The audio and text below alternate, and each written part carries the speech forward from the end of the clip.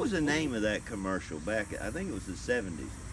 And I just thought of this, and I don't remember what brand it was advertising, but the jingo went something like, she's got shorty shorts, we've got shorty. Nair. Nair, that was it. Nair. It seems like 95% of the entire group is Nair. I forget. Yeah. Nair. Do they still sell that? Yeah. I haven't seen it. No. I don't think so. No.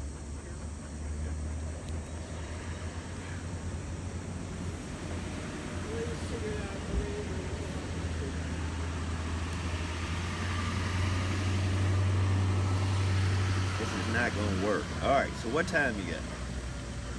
10:07. 10:07. What would it be if the government started on time? How about that? All right, so we've been shocked. We've had a little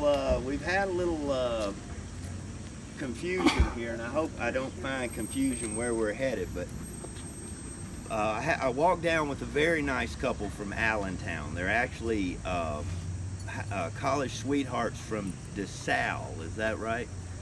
DeSalle over there, and lovely couple, very nice, and that was their misfortune to fall in to walk a half a mile with me. So they'll be talking about the rest of their lives. Where was I going with this? They pulled up on the internet 2 weeks ago that we were all meeting at the PA Monument and ending at the PA Monument, which is what I submitted. And somehow, obviously, you're all here, it got translated into here, and we're walking to the PA Memorial. So I'm thinking if they found it, which I thought was posted on the internet, then I hope we don't have a lot of people waiting on us down there.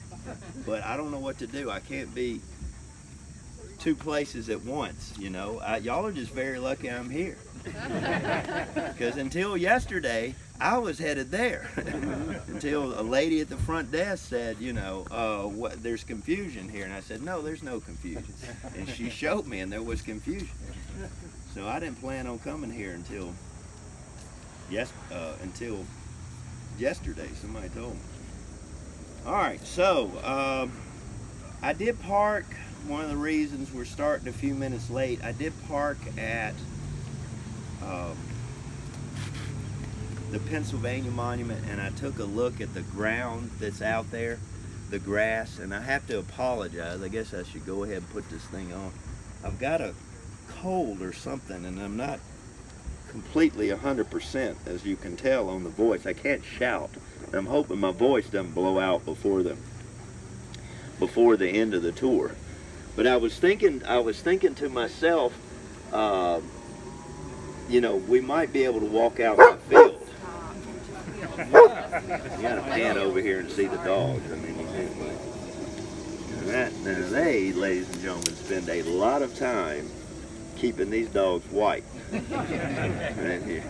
Never buy a white dog with long hair. No. That's a lot of work. All right, so the grass has not been cut. Not that I requested it, but they usually at least cut along the fence lines, and they haven't even done that. So what I'm thinking that we'll do is the poor man's version of Willard's Brigade walk up here, which is we'll walk from here, we'll do a couple stops because it's humid. You know, I just walked it and got sweaty just doing that, and it's not even hot. We'll go to the Pennsylvania Monument, and we'll do a couple stops there. And I don't know if we can all get up on the observation deck. I mean, we could all get up there, but I don't know if all of us could see, much less hear. But we'll broach that when we get there. At the very least, we're going to climb up on the bottom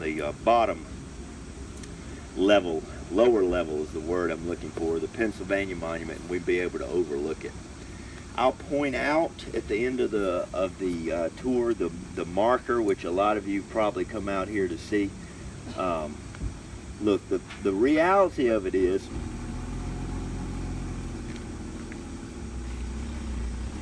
he's driving my car. How did he get my car?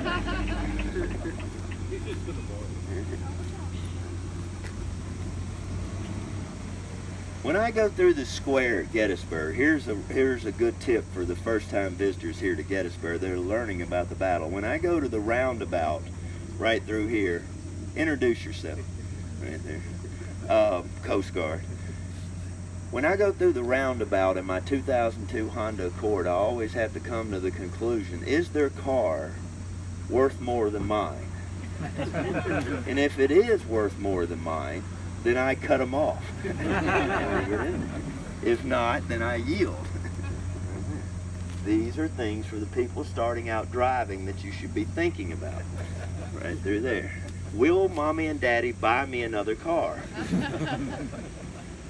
Check. No. Don't pull out. Yes. I'll take my chance. All right. So we'll see once we get down there, but I will point out the markers. The reality of it, though, my original point, the reality of it, though, is 2 or 3 days, if we go out there 2 to 3 days after this tour is over, you're going to be laying in bed wondering why you can't go to sleep because you're itching so much. That's the reality of it. And at 47, I'm just tired of it. You know, I like sleeping. Ooh, notebook man. There he is. Okay, so what we're going to be doing today is Willard's Brigade. If you haven't figured that out, we're going to be following New Yorkers. I can't think of a song that would go with New York. New York, New York. New York. Yes, Frank Sinatra. I should have guessed that. In the New York State of Mind, Billy Joel. And what was that fairly recent song by that lady, that young lady? New York, New York. She's on the piano and she's playing in. Is it Alicia Keys? Have I got it? No. Is it Lady Gaga? She's still alive. You know, Madonna turned 60. What? 60. I was going to say 70, but she turned 60. She turned 60. That's something. We're all mortal, except for her. Okay, so I fit Madonna in. Cher's Billy in her Joel. 70s. Cher. Cher's in her 70s, yeah. Yeah, Cher. She sing about New York? No. All right. Okay, the brigade, as far as Willard's New Yorkers, consisted of four regiments. 4 regiments comprise the brigade. We'll talk about military organization. That's going to serve you well for courting couples from college. The 39th New York is going to be 269 men. The 111th New York is going to be 390 men. The 125th is 392, and the 126th is 455, for approximately 1,508 men. A quick lesson for you, which I can't remember if I've told you this before, but the lower the number, numerically speaking, on a regiment, obviously means the earlier, conversely means the earlier in the war that the regiment was raised for service, which translates into more service time, which equals more loss. Generally speaking, unless they've been garrison troops and tucked away in the defenses of Washington, if you're talking about the 3rd Arkansas, then they've probably been in the war a while, and they've suffered losses, mostly probably from sick, losing people to sickness than actual battlefield deaths, but nevertheless they've been in a little combat too, and their numbers reflect that. If you look at Willard's Brigade's 4 regiments right here, the 39th, being the lowest number they have, also has the lowest number of men at 269. One of the big differences between northern and southern units, pan over here, get this couple fighting behind me so they can have some entertainment while I'm talking. So, if it fights out, that'll be one of the YouTube master moments of all time. Fist cuffs break out. Turn on you, you're all by yourself. Yeah. Thank you.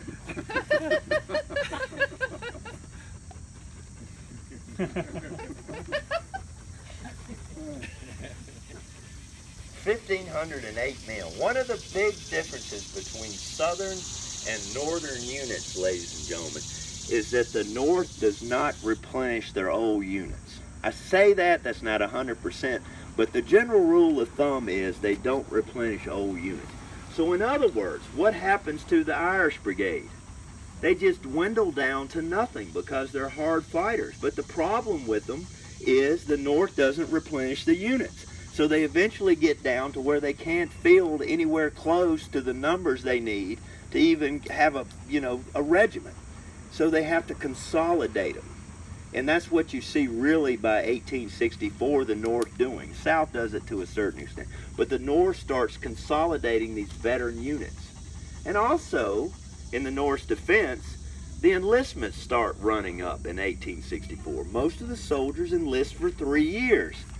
Now, so that's a big difference. The North takes new troops and places them in new units. The South, conversely, has less white people than the North. Can I say it any more bluntly? And so, therefore, they don't have as many males between the age of whatever, 16 and 45, we'll say, that they can put into military arms. So therefore, they don't have as many units that they could technically field. But the big difference is the Southerners, when they replenish a unit, do not usually create a new unit, especially later in the war. What do? They take the new guys and they put them with the old guys. They put recruits in with veterans, which is a system that I prefer over the North. I know it's partisan and all this, but I prefer that. That was one of our big handicaps in Vietnam. If you think about it right there, what were we constantly doing? Shifting veteran units out who had finally learned how to fight in the jungle and putting brand new people in there who knew nothing about it. They're fresh out of boot camp. And what did the VC do? You know, we just had to learn the lesson over and over and over again. So I prefer the Southern method if you put it. Well, so I mean, that's just common sense. So why wouldn't the North, like, Politics. Politics, it creates more commissions. More patronage. Patronage, that's a better word. Governors. patronage? The governors can create officers. You don't think of it this way. You think of the Pentagon doing that, or the War Department, the Defense Department, the War Department, the Civil War. Back then, the governor, they're volunteer officers. So you can create, you know, you got somebody banging on the door of Governor Andrew Curtin of Pennsylvania. He wants to be a captain. Well, maybe his daddy over here is the Republican chair of, you know, Lehigh, you know. So I did that for you, by the way, over there. Thank you. Yeah. Y'all should get together. The court and college couple should go over there and introduce you to Lehigh. There's another Pennsylvania university right over there. The Clemson, though, I've got to figure out. I haven't figured that out yet. Must be a football thing. All right, so the three regiments, 111th, 125th, 126th, are going to be specifically called, and most people don't think about Civil War like this. They're going to be specifically called up in July of 1862 with Abraham Lincoln's call for an additional 300,000 volunteers.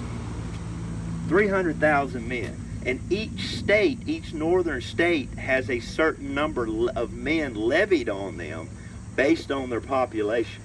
They have to raise. So Pennsylvania would have to come up with a lot. New York, being a populous state, would have to come up with a lot. Okay, so the 125th, along with the 126th, 111th New York, all arrived at Harpers Ferry, West Virginia in September of '62. They're recruited in July. They get them in the field by September, which is a short turnaround period, and there they are consolidated with the 39th New York.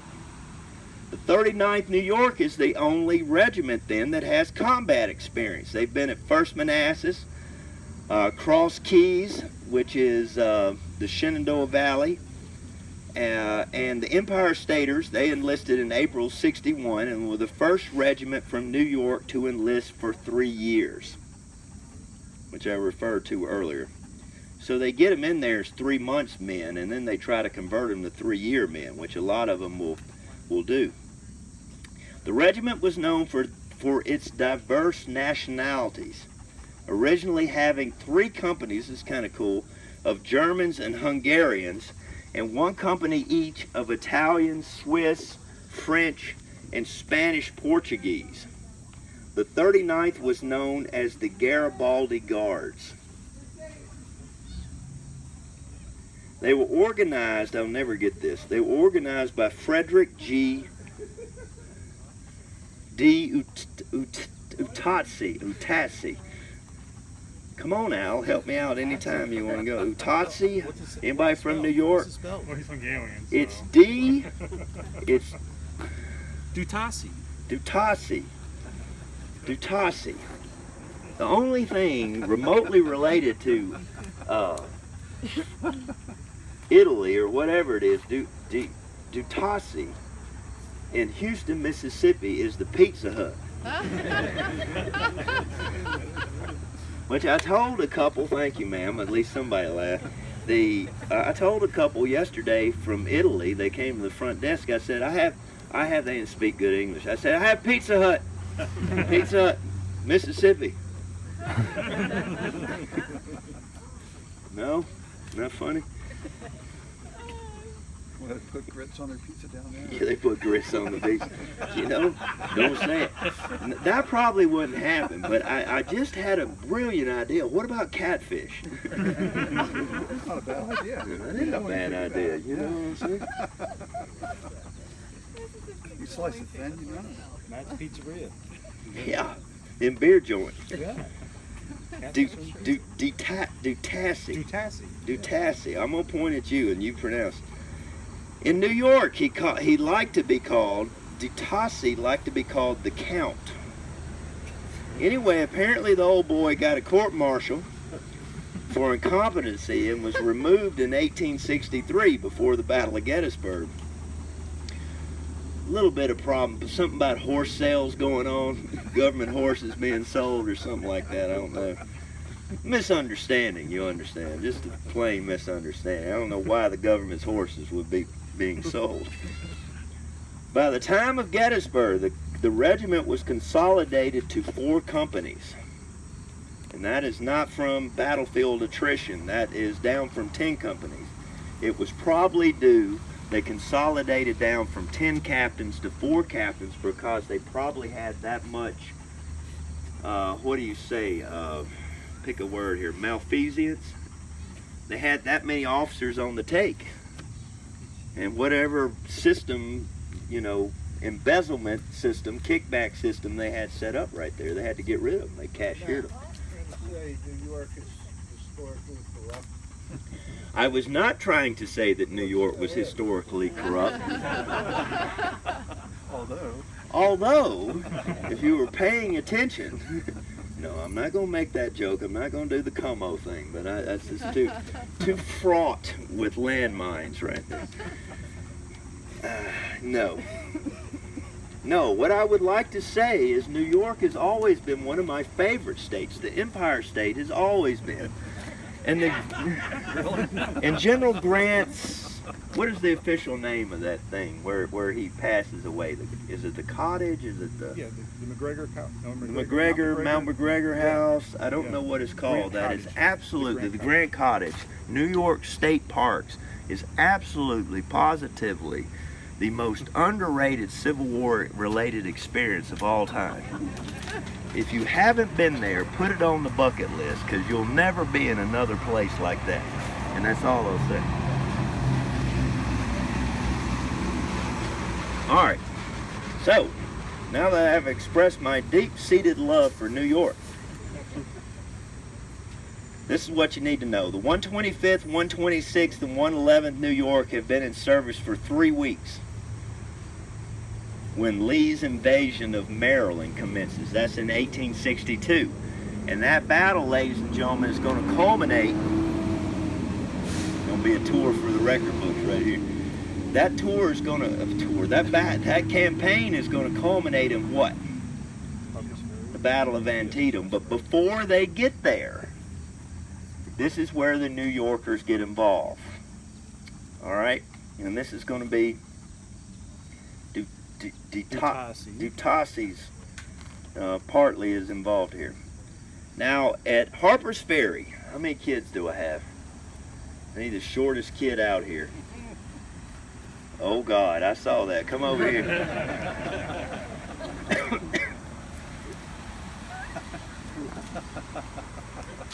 Did I ever tell you, I'd like to speak for the camera right now, that my best friend, Rob Orson, down in Virginia, is one of the biggest Nats fans of all time. And I would like to hear, instead of expressing my undying love for New York, I would like to express my undying contempt. Because I'm an Orioles fan. All right, need more kids. I need 3 more kids. What you got? Over here. All right, you want Mr. Blue? All right, who we got?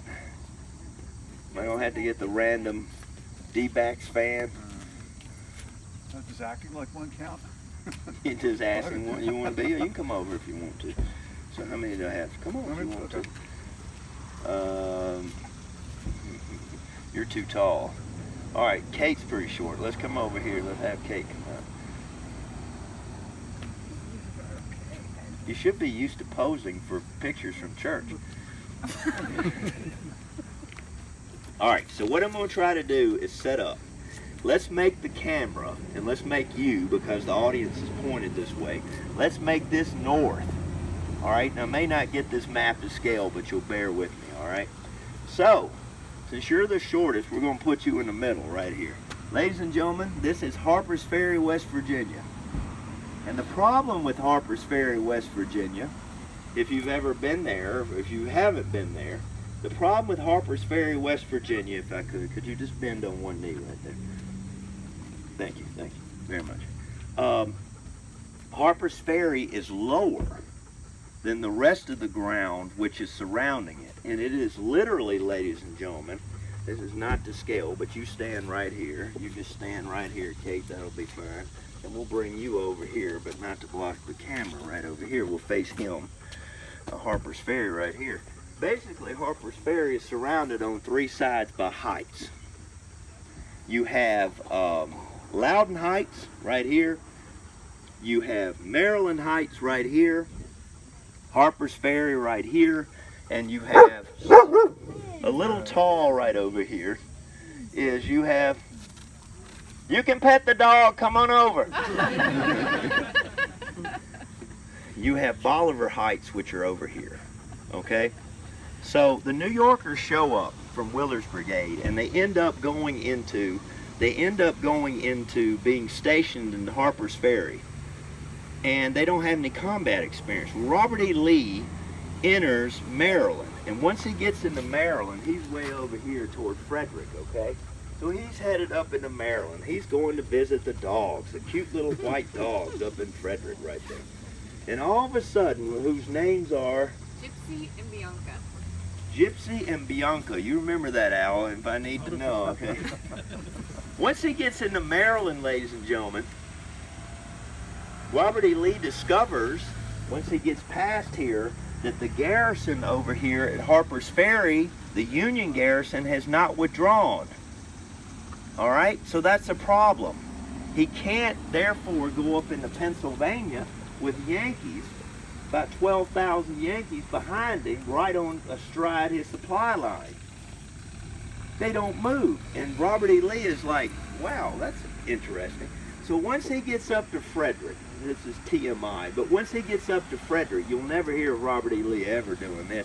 He splits his army into 4 pieces. You think Chancellorsville was big. He splits his army into 4 pieces, and basically what happens is he sends portions of his army, 3 portions of his army, to go around here, seize, which one were you? Maryland Heights, Loudon Heights, right over here, and Bolivar Heights, except the Union garrison still doesn't withdraw. Before the Confederates get in possession of these, the Yankees move out, they take Bolivar Heights, but that's not the key to the battlefield. The key to the battlefield is right here, Maryland Heights. If the Confederates get a hold of Maryland Heights, and this is why I set up, this is why I set all these cannons up over here, okay? If the Confederates get a hold of Maryland Heights, what are they going to do? They're going to lob shells in the Harpers Ferry. Did I say cannons instead of people? they're going to lob shells into the town. This is the key to the position. So I hope with these people set up here, it sets up the conundrum which the New Yorkers are placed in September. And that conundrum, ladies and gentlemen, is that Dixon Miles, who's commanding this garrison right here, has got 12,000 men. Lafayette McLaw's division is tasked with capturing Maryland Heights to the north. And on September 11th, the two Confederate brigades under Joseph Kershaw and William Barksdale begin to pressure the Union forces. So basically, I mean, I'm talking about it being a mountain right here, but it's basically a ridge, or a mountain range, may be a better word, that goes back this way. So the Confederates, easy on the merchandise, the Confederates get over here and they deploy, not at Maryland Heights, they deploy on top of the mountain several miles back, and they start advancing toward the edge of Maryland Heights. Does that make sense? And this is where they start skirmishing. Rock to rock, tree to tree. Had to be a hard go. Think about Napoleonic tactics on a mountain crest. That's what they're trying to do. But these what did I say? Georgians and South Carolinians that are coming, no, excuse me, Mississippians that are coming up through here, Mississippians on the left, South Carolinians on the right, are eventually going to work their way almost up to Harpers Ferry. And this is where the Yankees are going to make a stand, on top of these heights. But the problem for the North is what? Their back is against what? A cliff. If you ever go to Harpers Ferry, it goes like straight down.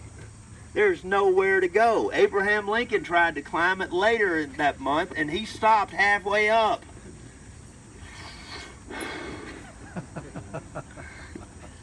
Only you got that joke. You used to smoke cigarettes to get your breath back. You're not getting, okay, so some people still do. All right, so the Union forces are up here, and they're trying to hold the Maryland Heights from the Confederates. The Union commander atop Maryland Heights requested reinforcements, and the 126th New York, under the command of Eliakim Cheryl, did I get that one right? Was dispatched to the top, and it turned out to be a fateful decision. This is all rolling into Gettysburg, if you're wondering why. I'm telling you all this. The New Yorkers of the 126th Regiment are so fresh, so new to the battlefield, that before they go up there, they march up to the top of Maryland Heights. They are down in Harpers Ferry, practicing loading by the 9 times, the manual of arms in the moonlight, before they go up there, because they are not familiar with how to load and fire their weapons. And now they're going up. All right. The 126th New York ascends the bluff, September 12th. It's been a pensive evening. Next morning, South Carolinians, Joseph Kershaw begins to pressure the Union line. After firing 4 or 5 rounds, the New Yorkers fell back almost to the edge of the bluff. They're scared. They don't know what to do. They've never been in combat. There were Colonel Cheryl's exhortations. The line held, and during the short lull, the New Yorkers adjusted their cartridge boxes and talked things over. 45 minutes later, those South Carolinians, after probably replenishing their own ammo, came on again, screaming that old rebel yell. The New Yorkers initially held, but Kershaw's men worked around their left flank, and the line began to give back. Cheryl rushes in among them, attempts to rally his men, strolling the line, urging with all his might, while recklessly exposing himself. One Union officer characterized his actions as, quote, reckless. Well, guess what happened to him? He got wrecked. He got wrecked. That's very good. A Confederate bullet slammed into the side of Cheryl's face. The bullet, quote, tearing through both cheeks, knocking out several teeth, and wounding his tongue as to render him speechless. With that incident, it was only a short time until the New Yorkers broke, because what's he doing? What's their commander doing behind them? Spitting teeth and blood. The Union forces on Maryland Heights eventually had to give way and they retreated to Harpers Ferry. Next day, the Confederates put what up here? Artillery. And guess what the Union forces have to do? It is the largest surrender of United States forces until the Philippines in World War II. And Robert E. Lee bags the whole thing. The entire thing. Alright, so 12,000 men. 12,000 men. Relatively few casualties. Over here on Bolivar Heights, if you want to complete the story, A.P. Hill comes up and the Union has not guarded their flanks, which is the story of the Civil War. And the Confederates use a local to find a cow path up the side and behind the Yankees on Bolivar Heights, and they make a lodgment right here. So the Union is facing this way on Bolivar Heights, and the Confederate artillery is now behind them over here, which is not good either. Oh, and when they get ready to surrender, one of the last Confederate shells comes into Harpers Ferry and kills Dixon Miles. So, the brigade is paroled and subsequently sent to Chicago until properly exchanged. Men are horrified to learn that the 126 New York was being castigated in the newspapers and military reports as the cause of defeat on Maryland Heights. The military commission eventually called attention to, quote, the disgraceful behavior of that regiment. Of course, the report did not mention the greenness of the regiment, the inadequacies of the force on Maryland Heights, etc. And the mountain has just moved. Oh, I'm sorry. I thought you were done with It's fine. It's fine. It did not matter. While the brigade waited for exchange, one new recruit marching past the camp called the New Yorkers, this is while they're in the exchange camp, the Harpers Ferry Cowards. And once that happens, ladies and gentlemen, the name sticks. And now the whole brigade, this sets up the whole story here at Gettysburg. Now the brigade is known as the Harpers Ferry Cowards, and they have this stigma attached to them. The Harpers Ferry Cowards. And the whole story, basically, that I'm about to tell you today, is these New Yorkers never have a chance to redeem themselves until Gettysburg. And so what we're going to find out is, do they redeem themselves? Or do they redeem themselves, or do they sink further into bad traits?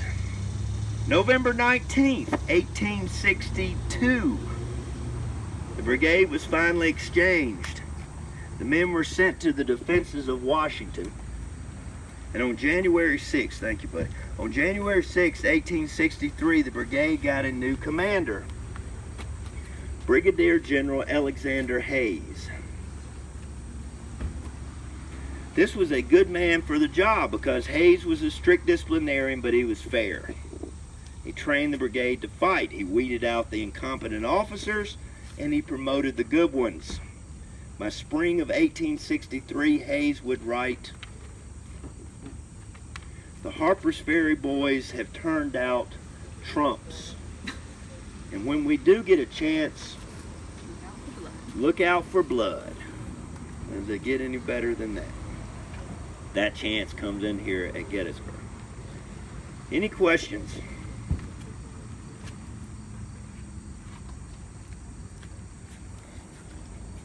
Nope.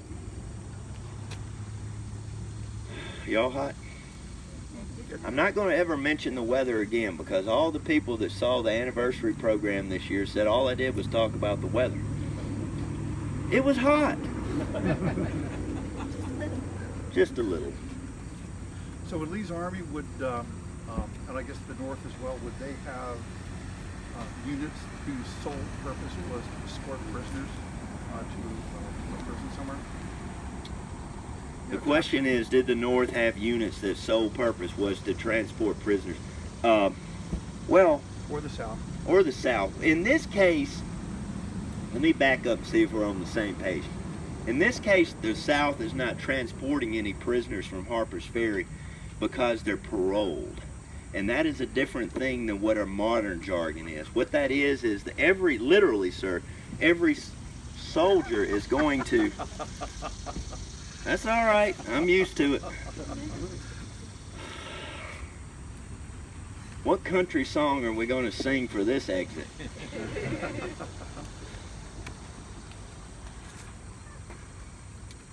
Every soldier would literally sign up and literally sign a piece of paper saying that I will not fight again until properly exchanged. And they literally had a formula, for lack of a better word, where, like, I forget what the formula is, but like one private is equal to, one captain is equal to like 10 privates, stuff like that, you know. They had a mathematical formula. So what they didn't want to do is, what the government found was, if you let the soldiers go home, they don't come back because they're volunteer soldiers and they've had enough of this. So they keep them in a camp, a parole camp. The Confederate Army did the same thing when they surrendered at Vicksburg. They took them to Enterprise, Mississippi, and kept them in a parole camp. Vicksburg on a New York tour. Oh yeah. They're of their own soldiers. They are technically, but they don't tell them that. Okay, so they remain a military unit that cannot fight. Okay. Now, going back to your original question, do they have soldiers that are put just sole purposes to escort prisoners? No, not specifically. In the North, for example, though, they might take like militia or National Guardsmen, as we would call them today. And after Gettysburg, you might free up some troops by having them ride the trains with them. The Confederates, for example, at Andersonville prison, and probably every prison, had old men and young boys. Men that they didn't want to put in the active combat, but they could serve a purpose. You put a 12-year-old or 14-year-old up there with a rifle, and he's as good a deterrent as a 35-year-old, but that 35-year-old can hack it in the field, you know. He's a man. See what I mean? The North would have something similar. You know, probably not as acute age difference, but Those being soldiers from the other side, prisoners who were not exchanged as part of the parole system, if I'm understanding correctly. yes, they I would. don't mean to drop this out. No. But what would happen is they would go to a prison camp until they were paroled, and that parole system was working. The exchange system was working until Vicksburg, and Grant suspends it afterwards.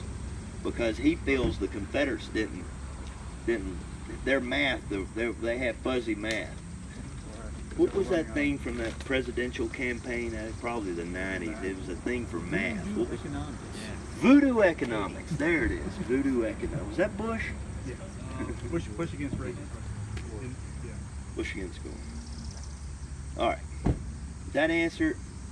Yes. So so right here at Gettysburg, for example, Lee wanted to exchange one-for-one prisoners with Meade, but Meade wouldn't do it because he wanted to burden Lee with having to guard him on the way out of here.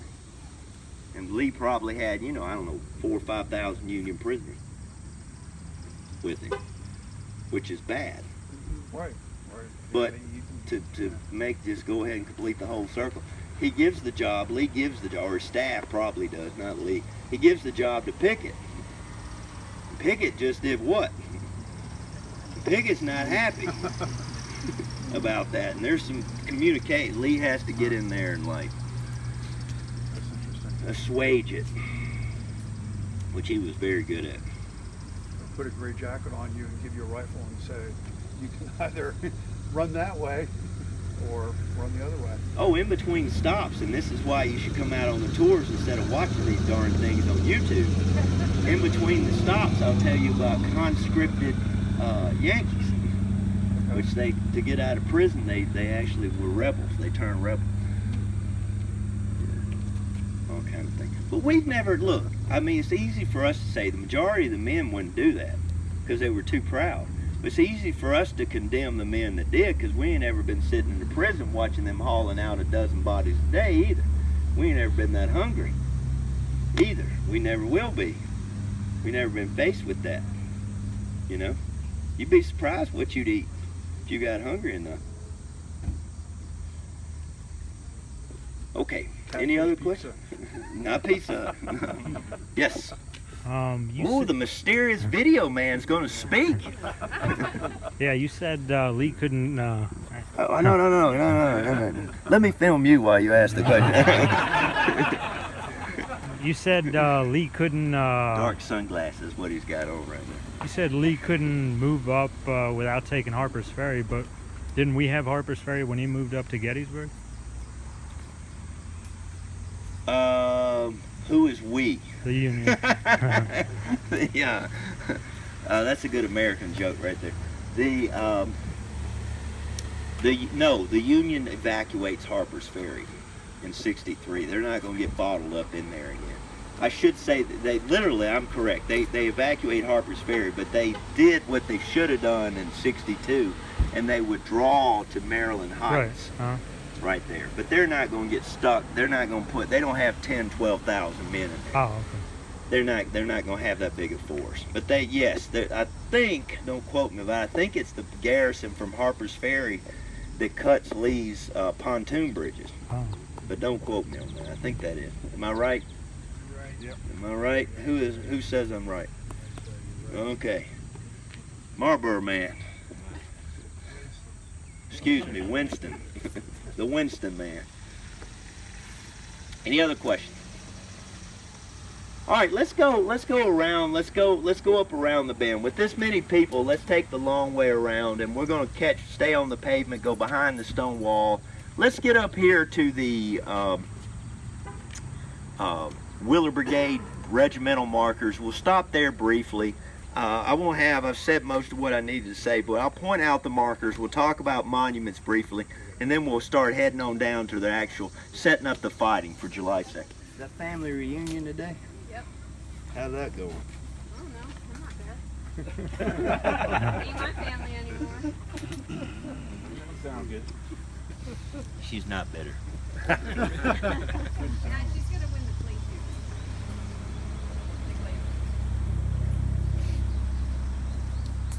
What country is this? I think that I've come up with the perfect country western song for Kate's removal today. I think it would be, what was that Willie Nelson song? She woke me up this morning just to tell me she was leaving. Or something like that. That's a good one too.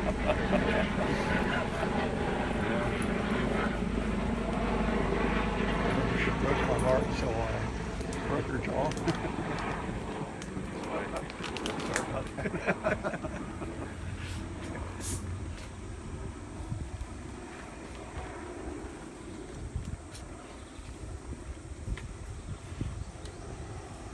Hang on, pause it for a second. Oh, my mic. The mic. Now, the last time I was here, it's 109 degrees on July 3rd. Was that how hot it was? 109 degrees? It was. It was 109? My first year. Anecdotes, maybe. It was. That's the real, well, that was what it felt like with the humidity. Woo! This is balmy. Balmy. I had a lady ask me after a tour this summer, not a big one, but she asked me, she came up to me and said, I need to ask you a question. I said, okay, ma'am, you go ahead. And she goes, I don't understand a word that you meant or said. I don't understand what it means. And I go, what word was it, ma'am? She goes, Spires. What is a Spires? And I'm like, I didn't know what she was talking about either. You know, because I couldn't remember saying it. I didn't remember saying it, but I was standing on the first day.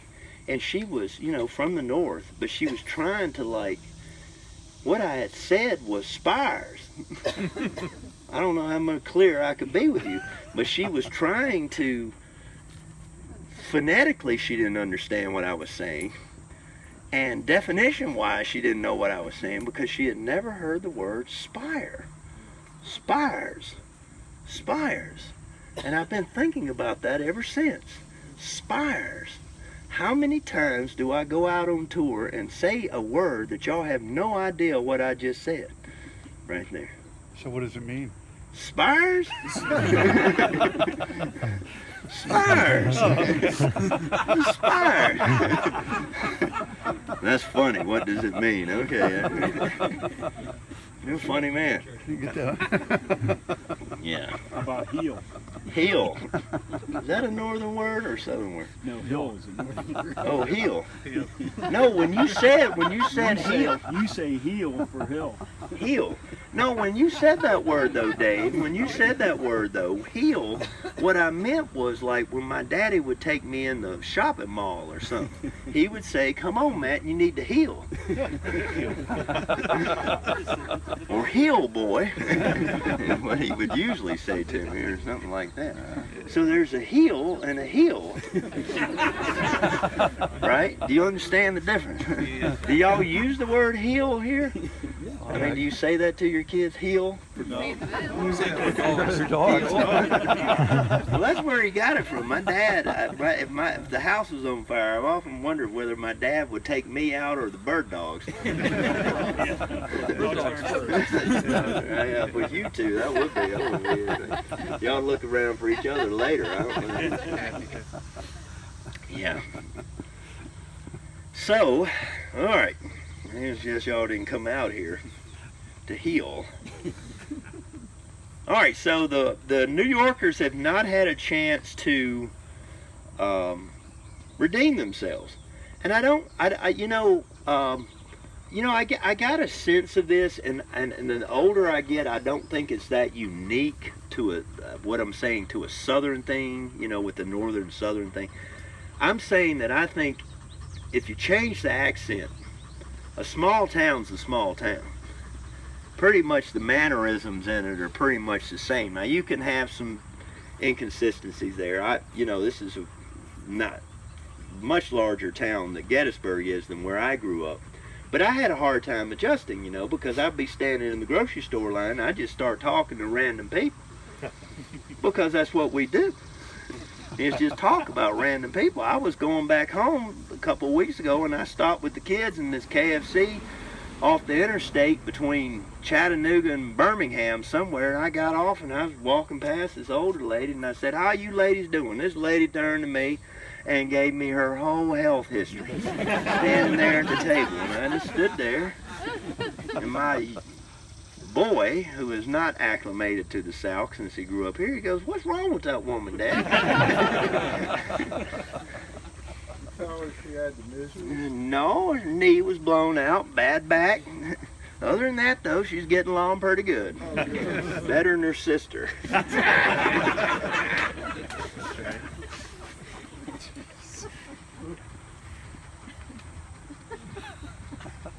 Anyway, small town's a small town.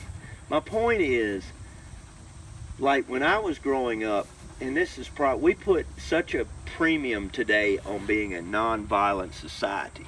Like no bullying, stuff like that in the school. I can't tell you how much pressure, and this was on me a couple of times. I'm not a fighter, all right? I'm not a fighter. I was 80 pounds soaking wet in high school. I'm not picking too many fights. I maybe have the biggest mouth sitting over there running it right there. But my point is, I can't tell you when somebody would challenge you to a fight, how much pressure is on a young man to just show up. And you know what's going to happen when you show up. It's not going to be good. My cousin went through this. He absolutely got thumped.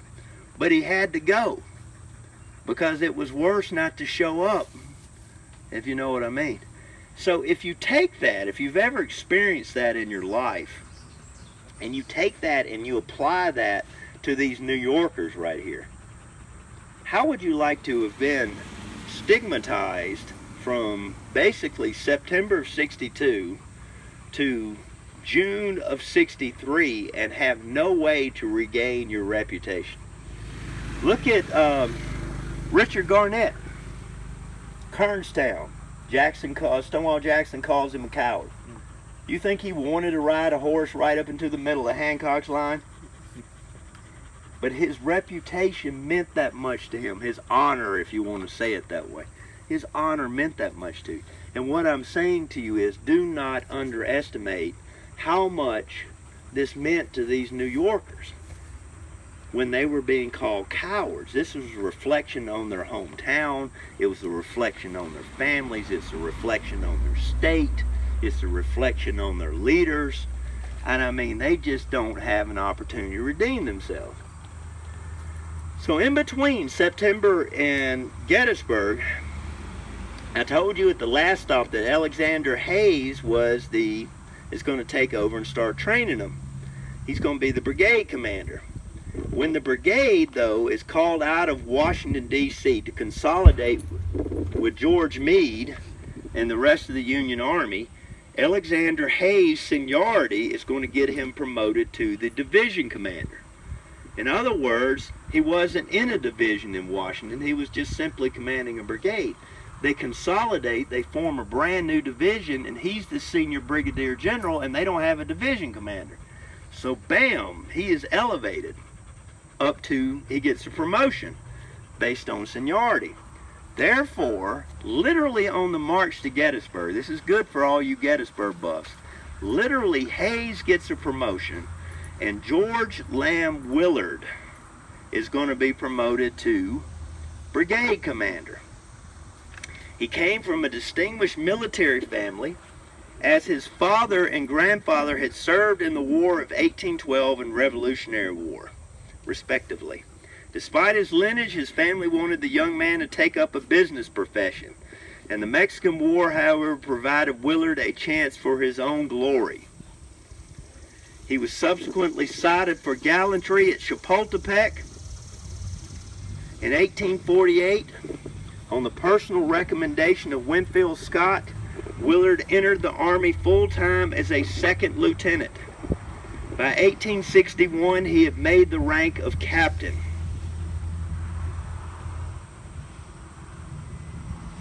So in 13 years, he went from second lieutenant to captain. You think you have little potential for growth in your workplace? Don't feel so bad. Now, Willard's going to help raise the 2nd New York and subsequently hope to be elected colonel.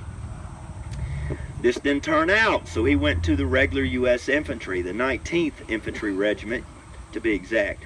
He eventually accepts the colonelcy, though, in the 125th New York, and on August 15th, 1862, you can imagine this, his 35th birthday. What is today, the 18th? 17th? 18th. August 15th, his 35th birthday, he is going to get a colonelcy at 35 years old. What a rise. Right here. Okay. Now, the men of the 2nd Corps are going to march to Gettysburg on the night of July 1st. They're going to encamp around or behind Big Round Top. On July 2nd, Willard's brigade is going to awake and march into position on Cemetery Ridge. One veteran remembered that Ziegler's Grove and the Bryan Farm to their right. Well, guess what? This is the Bryan Farm. If you go on the other side, there is the markers to Willard's brigade, as it's now being called. 111th, 125th, 126th, 39th. All right, Hayes' division was comprised of 3 brigades. Willard's, that would be a good guess, Samuel Carroll's, and Thomas A. Smith's, or Smythe, however you want to pronounce it. So Carroll's, Smith, and Willard. Interestingly, the division was not deployed, but placed in columns of regiments, with one brigade placed in reserve, and Willard's was the reserve brigade. Can't get out of this wind. Around 10 o'clock, the stillness was broken by Confederate and Union skirmishing. The reason I stopped you here is so you can get a good view of this. The 39th New York was actually, you're fine, the 39th New York was actually dispatched out here about 2/3 of the way across this field. You look across through there, you can see those low, what I would call, above the lady with the dog right over here. Those, there you go. Let's wave to the camera. Well, you don't have any hands. The small cedar trees which are over there. That's the Bliss Farm off in the distance. The 39th New York is going to be sent out there to skirmish. That's a long way from their original position right here.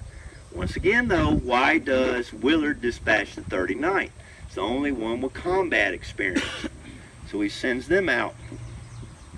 Now, they are eventually joined by the 126th New York, and the heavy skirmishing is going to cost the 39th New York about 28 casualties. This is before they ever get into combat going out there. Now, what's going to end up happening, and this is what you get to do because the logistics got messed up today on this tour. We're going to walk the actual route of Willard's brigade down to where they're fighting. But what I want you to know is when we step around the corner of the Bryan farm right here, or basically right here to your left, that would even be a better statement, this is the original position. According to the Gettysburg Battlefield Memorial Association rules, which translates into the War Department rules pretty much, ladies and gentlemen, units have to put their monuments at their original battle line. So this is what is confusing to a lot of people, and it confuses the heck out of me, especially over around Culp's Hill.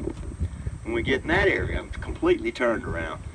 This is not where Willard's brigade is going to be fighting on July 2nd. This is where they begin from. And the monuments, they don't place any subsequent monuments up at where the actual fighting is going to take place. Does that make sense, though? What they're trying to do. In other words, they would have monument. They're trying to put order on the battlefield 120 years ago. Order out of chaos. That's why they have those rules in place. Did you say hill for me?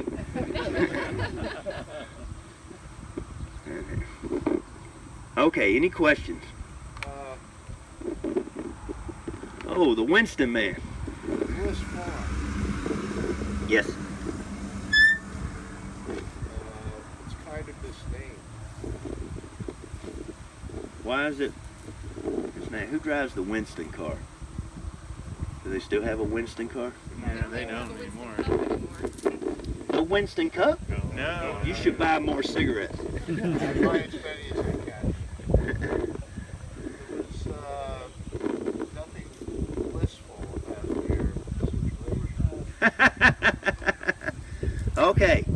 The joke was there was nothing blissful about his situation. On 3, that was a very bad joke. On 3, we're all going to go, oh, okay. 1, 2, 3. Oh.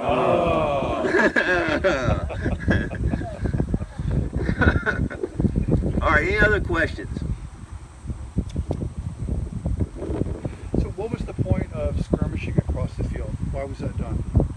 The point of skirmishing across the field, the Bliss Farm was still standing at the time. I don't know if you knew that or not, but the Bliss Farm is still standing, and it's, if you look at it in comparison to the far tree line, sir, it's a great place to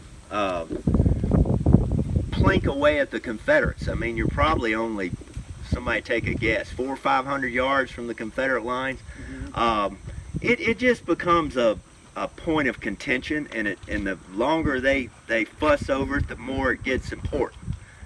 Okay. You know, how many battles have you heard of this? This is like a mini battle within a big battle right here. The Bliss Farm becomes a magnet until basically the Union on July 3rd, they just solved that problem and just burned the whole place down. Okay. The barn was partially stone? Yeah, oh yeah. Partially stone, and I think the ramp, you can still see the remnants of the bank. Yeah. There's a bank barn, if I had to guess, but we don't have any images of it, obviously, or anything, because all the images are post-battle. So, you know, so they do a pretty thorough job of burning it. And when the Confederates, I don't know what the yardage is from here, y'all can guesstimate it as well as I can, but the Confederates take possession of it, they're going to plink at them too. Right, that's what I was thinking. They're going to get up there. In fact, there's one account I believe I have the right account, that the Union artillery sights their cannon on the farm off in the distance, and they eventually send a couple rounds into the house, and the Confederates come spilling out of there, out of the windows and everything. Is that right? Yeah. That's the right place? Yeah, I thought I read that. I got a lot of stories, but I can only place them where they're supposed to be, you know. So, yeah, so that happens too. What would you say that is? 800,000 yards? Something like that? Probably about 600 from here, because Confederates initially was trying to shoot at Woodruff's battery, because Hayes had a place there, and that's when they started speeding like the 39th New York, 1st Delaware out there, and just became a magnet, just constant back and forth. Any other questions? And the fighting on the Bliss Farm goes on all morning of the 3rd. Yep. Yeah, that's when they torch it. I think they torch it early though, 8 or 9 o'clock. Maybe I'm too late on that. It's dragging in whole regiments on signs back and forth. Hayes orders it or Hancock? For what, the burning of it? I think it's orders. Hayes, because he sent the soldier from the 111 out there. Oh, So, it was Brigade. old Tom shooting artillery down there. Somebody better take their medicine. Any other questions? All right, so who do we have over here? Who you got on your shirt today? George Lamb Willard, Tom Smith, and Samuel Cowell. All right, come on up here. This is a good chance to put that on there. This is the ubiquitous T-shirt man that always shows up with the right picture. Okay. All right, so go ahead and tell them who's on there. Sam Cowell, Carol. Smith, and George Lamb Willard. That's why I never bring out any pictures on this program, because I know he'll be here wearing the right T-shirt. Which I guess you have the whole Union Army, don't you? And the South. Oh, you got the South too. Yeah. So what do you do when you wake up in the morning? Do you say, "I believe I'll wear a gray T-shirt today"? No, I just go like in order, like in chronological order, like from the 1st Corps to the 12th. So you only have to do laundry every 2 weeks. Yeah, and I got all 3 Corps from the South too. You know, I knew a guy, well, not what you asked, but I knew a guy one time just decided he didn't want to wash. He did, when he needed underwear, he'd just go buy a new pack. He said it was more economical. Yeah. So do you put those on there yourself, or you have some? No, I got them at the York Mall, at the Galleria Mall, Okay. at the T-shirt station. All right. All right. That's Do they cool. hold up well? Do you wash them inside out? Both. Doesn't hurt them. No. Heat doesn't hurt. Inside out, man. Thank you. Spoken like a true connoisseur of a washateria. You look like it. All right, let's take a walk on down the clump of trees and we'll stop again. Are you having fun, college courting couple? Okay, all right, let's go on down.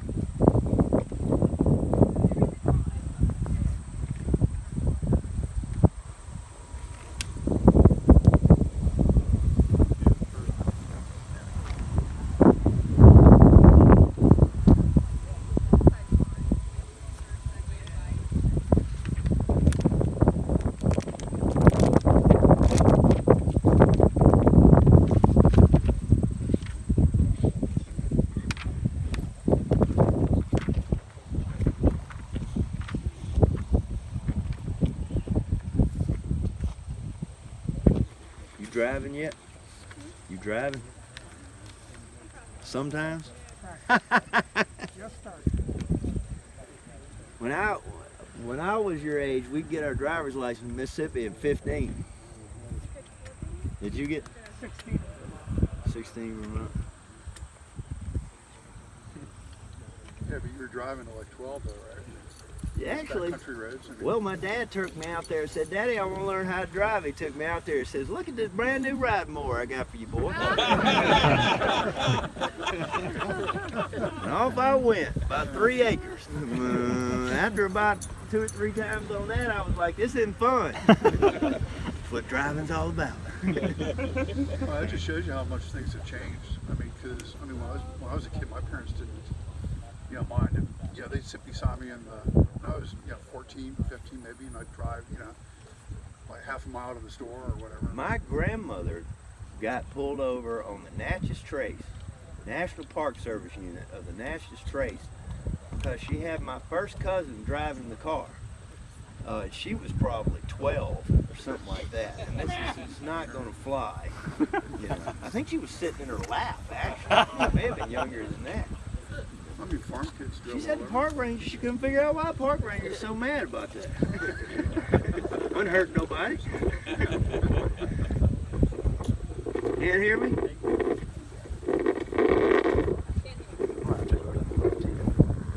Well, I don't know a good way I can get. There's a wind is going to kill the camera. Is that perfect? Good. All right. Nice weather today. Yeah, a little hot. Not too bad though. Not as bad. I think it's cooler than when we started this morning. All right, the reason I stopped you here is you've got a great vantage point for me to set up the big picture. And what you've got out here, ladies and gentlemen, in front of you to the right, or just follow the white dogs. Everywhere I seem to point, the white dogs seem to already be there, all right? So right out here in the distance, what you have is the peach orchard. Is the biggest attraction which you have out there. If you look out in the distance, you see the 2 red barns. You see the one on the right, you see the one on the left. To the left of that, though, if you look out in that direction, you have to have very good eyes.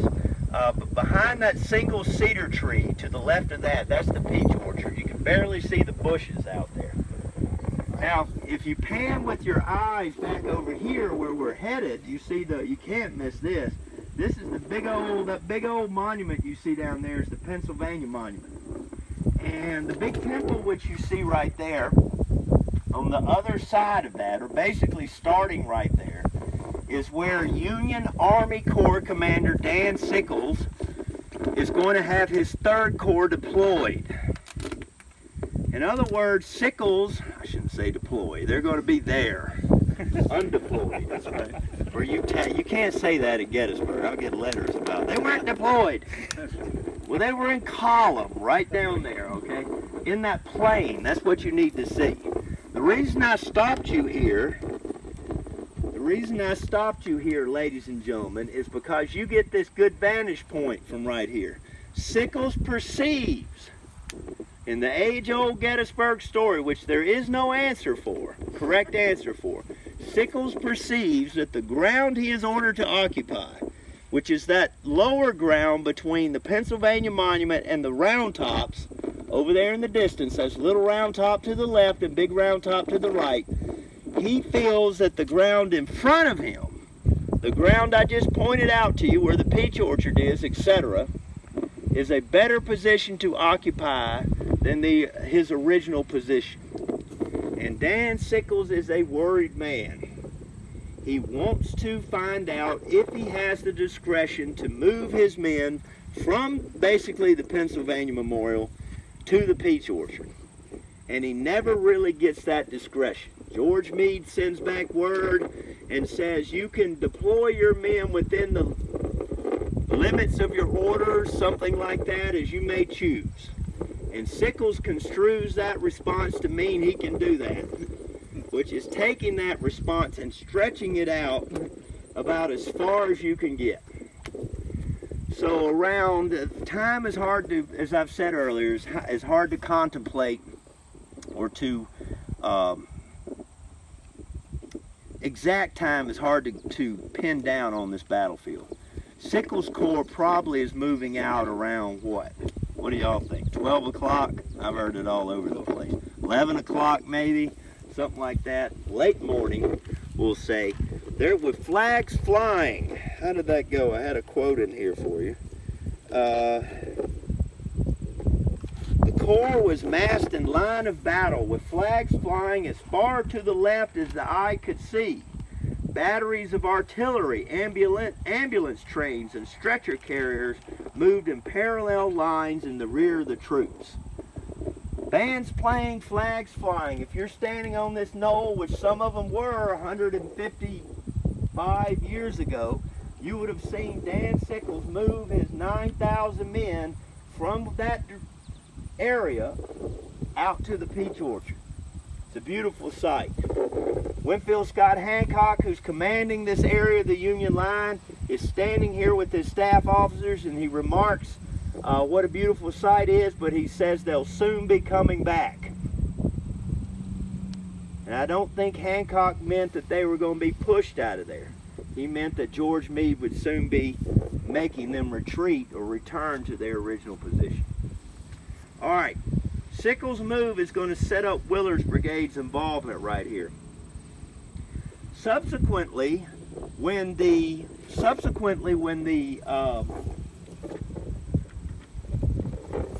Confederates get into place, if you look out across your to your right, the distant red barns, the one on the right, if you look above that smaller red barn on the right, if you look above it, you can see the Longstreet observation tower standing above the tree line right there.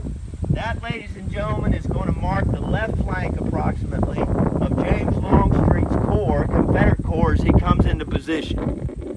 When Longstreet starts to deploy out to the south and down along the tree line, right through there, Sickles is caught in, I wouldn't say a trap, but he is in a tight situation. Longstreet has more men concentrated there than Sickles does, and Sickles' line is relatively thin. His line is so long that Sickles does not have any reserves. That's pretty thin. He does cover the ground, but he has no reserve. So what ends up happening, ladies and gentlemen, is that George Meade, the Union Army commander, once he finds out what Sickles has done, he rides out there to have a word with old Dan. What a word it had to be, right there. And the pantheon of chew-outs, I imagine that was going to be on the top 5 of the American Civil War right there. When he rides out there and he finds out what Sickles has done, Longstreet's artillery starts firing, and it's Meade at that point knows it's too late to have Sickles withdraw. So I'm giving you the big picture so you'll understand what the New Yorkers get caught up in here, right here. George Meade is forced, therefore, because of Sickles' move, to shift everything that he has, everybody that he can spare, down to the south end of the battlefield to try to save his left flank. That's going to be where Strong Vincent, Joshua Chamberlain, all that little round top stuff gets involved. That's all because of the 5th Corps having to go in there to support Sickles. That's who they're part of. Eventually, when the 5th Corps can't suffice for it, they need more men, Meade is going to pull up the 12th Corps from Culp's Hill. Basically about everybody over there, except for another brigade of New Yorkers. And eventually, ladies and gentlemen, the fighting is going to suck in, vacuum in, if you will, the troops from this area. Hancock's 2nd Corps is ordered to send troops down to aid Sickles. Now, by the time that Willard's brigade gets involved, the order comes back here. Remember, if you learn nothing else from this tour, learn Army organization, right? Armies are comprised of corps. Do you know this? Yes. All right. Corps are comprised of divisions, divisions of brigades, and brigades of regiments. All right? Regiment, brigade, division, corps, army commander.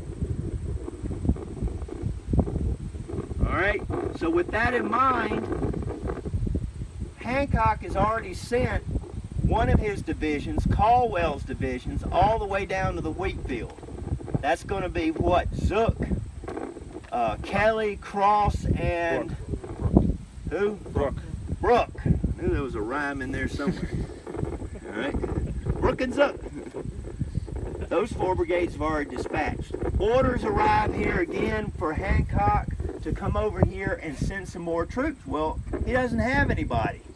He has to go further north. And at this time, the 3 brigades in Hayes' division from Hancock's Corps, Carroll, Smith, and Willard, Smith and Carroll are already deployed. Willard is the one that's in reserve, in column, if you picked up on what I said earlier. So the New Yorkers, by default, since they aren't on the main line, are going to start marching to the south. And that line of march actually would have been, I brought you over here to see, but their actual line of march would have been on the other side of the tour road. Why? Because they would have kept them in defilade, hidden. If you pull them up here, the Confederates will take random shots at them with artillery. So they go down through here, breaking down the fences if they aren't already out of the way, and they're headed straight down to the south. They're headed to the wheat field. Any questions? Yeah, Matt, I have a couple. Sickles, his right flank, how far up the Emmitsburg Road would they have been extended? Can we see that spot from here? Well, to his right or his left His flank? right is coming up back towards Gettysburg. His right flank is basically, his right flank ends where you see those last monuments along the highway. The white car just passed right through there. Okay. The reason that the monument stops suddenly when you're driving into town from the peach orchard is because that's where Sickles runs out of men. The War Department didn't mean it that way when they set it up, but that's how it works out. Most people overlook that, right? Because going back to what I said at the last stop, you had to place your unit marker at your original battle line. So they end up out there, since the 3rd Corps is not deployed over here.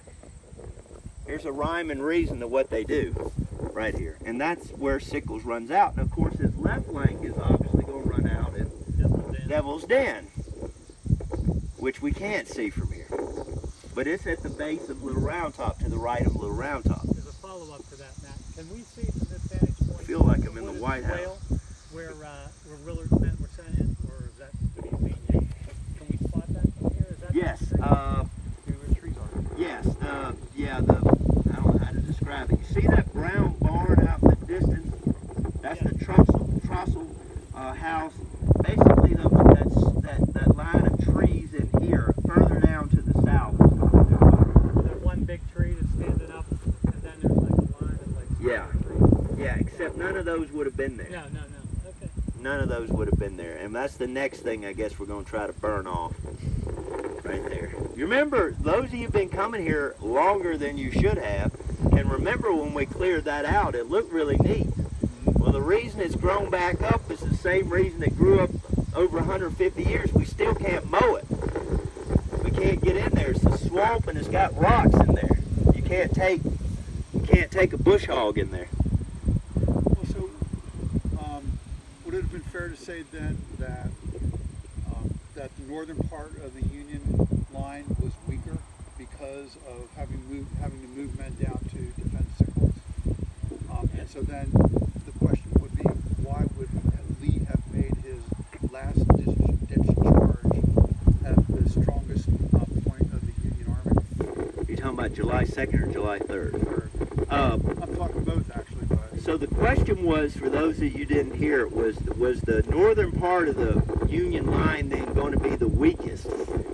Which it would be the weakest, but it's also the hardest to attack.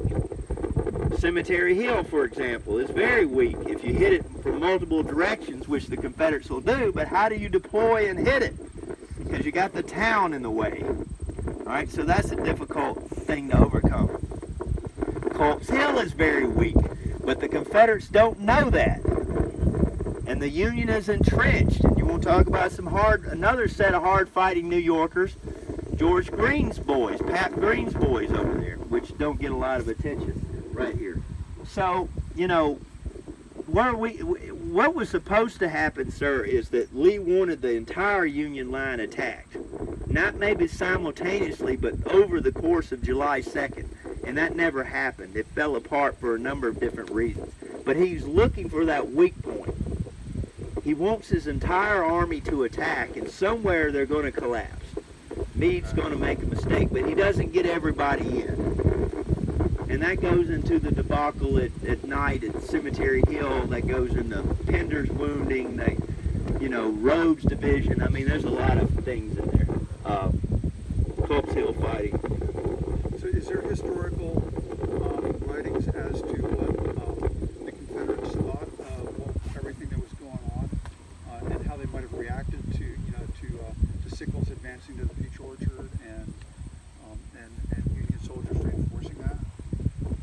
Or protecting that? As compared to with Sickles not moving?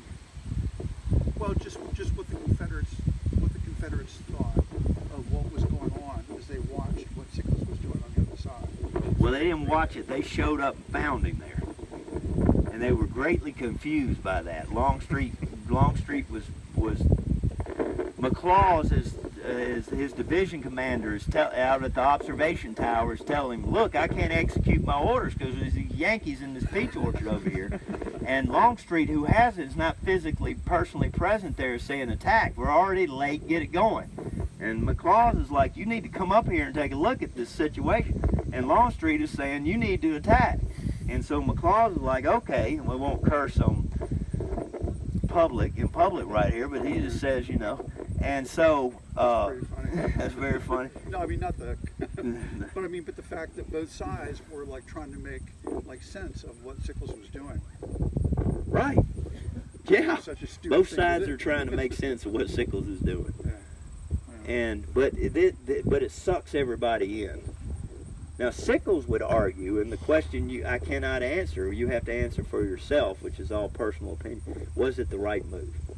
Sickles would argue it was because he thwarted Longstreet's attack. That's what he'd argue to the day he died.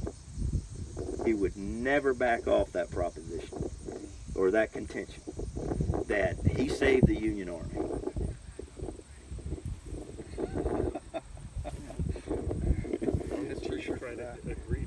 Now that is what you call that's what you call pulling the pin on the hand grenade and throw it in the room and walking away.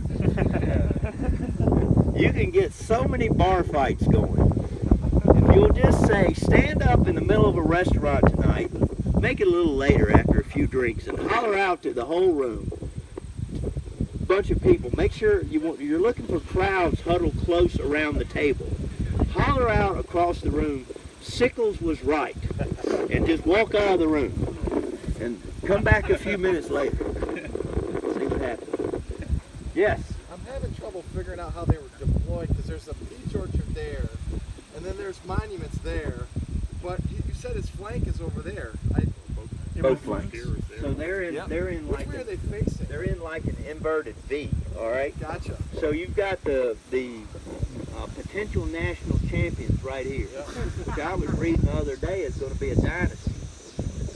I don't know. We're going to see. So if Sickles is facing this way, and she's the peach orchard, then her flanks are what? Extended out. Extended. So the right flank, her right arm is where those monuments are.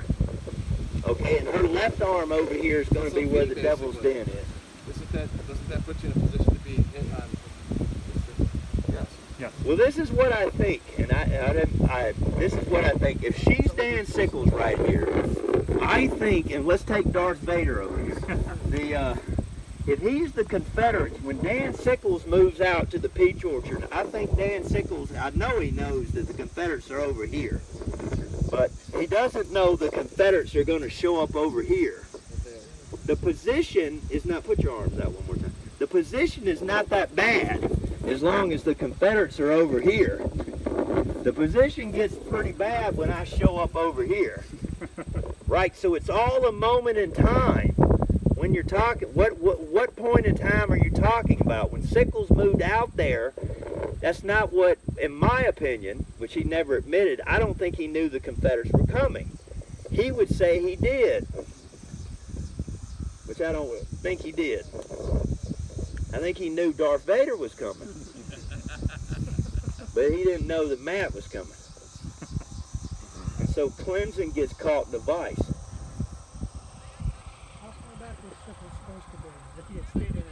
Straight line from the Pennsylvania Monument to the Round Tops. That's where he's supposed to be.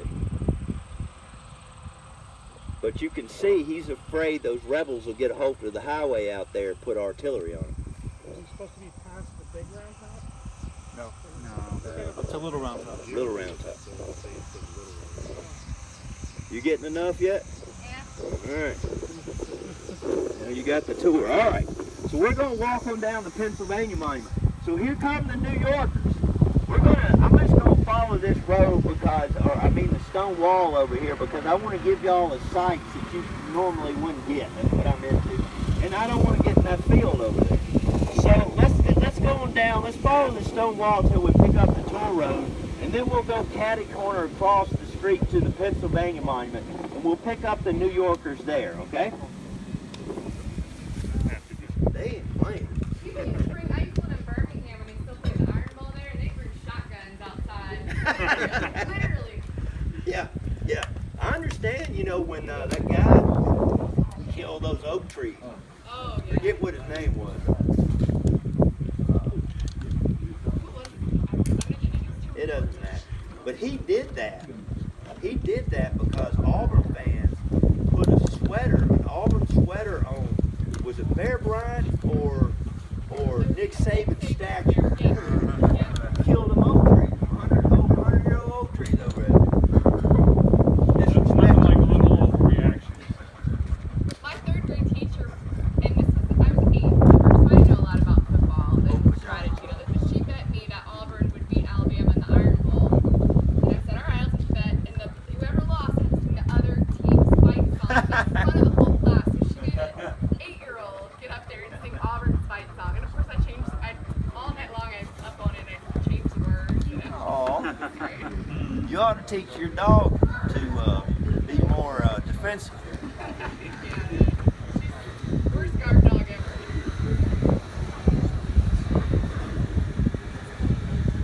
Alright.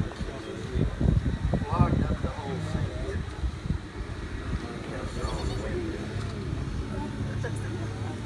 What are you doing? Can't hide now. Sport.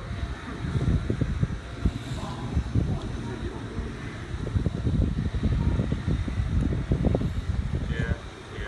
Original? Yeah. Hardcore, man. That's right.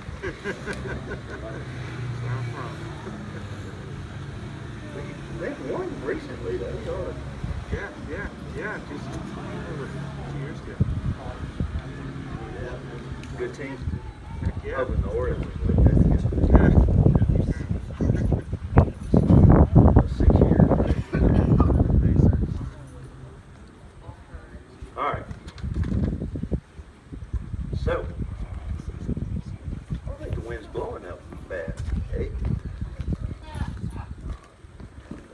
Okay, so Longstreet attacks at 4 o'clock. That's against Sickles. That's to orient you right now. That is, can't see because of the trees, but that barn you can barely see right there is a Trossel farm. And if you look, I'm going to the right. If you look between those 2 large trees over this swath of trees, you can see some monuments. A big one, exactly, kind of gray looking between the gap in the trees. Directly out there, you see that, Lehigh? That is the peach orchard, right out there. So that's Sickles' line. So here comes Willard's brigade. Willard, you can go around. You got good hair. Still got it. Neat gold chain though.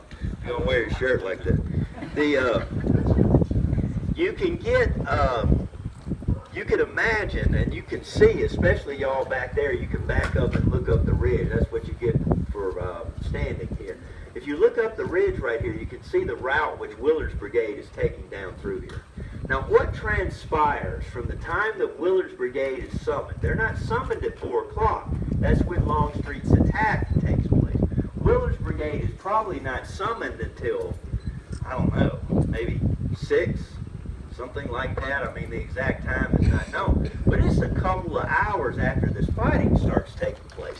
So you can imagine if you were sitting here on July 2nd, all the smoke and noise that is coming from in front of you. I mean, it is just like huge. All right? So if you think about it, Nothing has happened though. Sickles' line is still holding up. In other words, they're still able to fend the Confederates off. They've gotten reinforcements in, etc., and they're holding their own.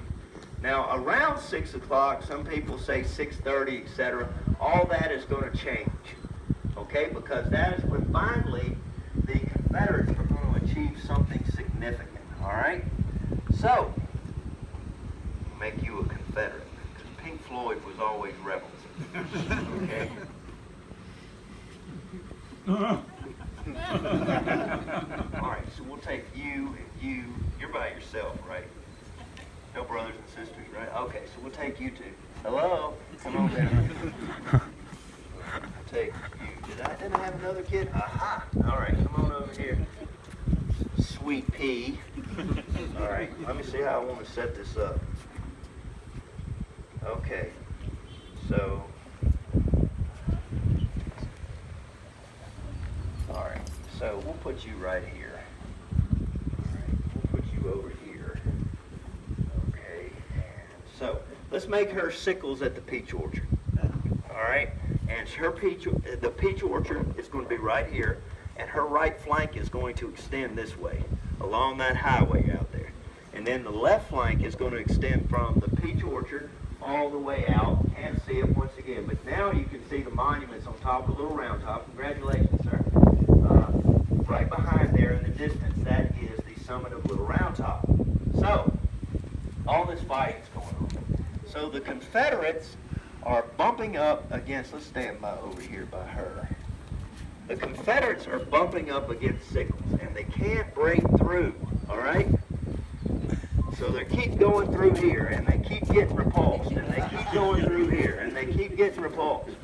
You get pictures of this yet? All right, so. Pulse a couple more times. Wow, I bet. So you get up here, and you hit them, and you fall back, and you hit them, and you fall back, and you hit them, and you fall back.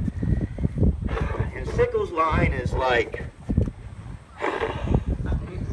really?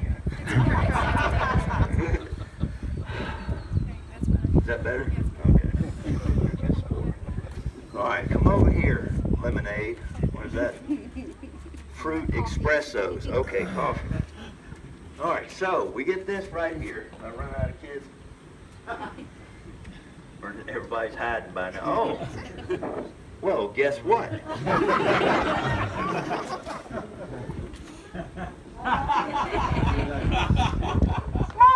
Mama, you can't send me up there.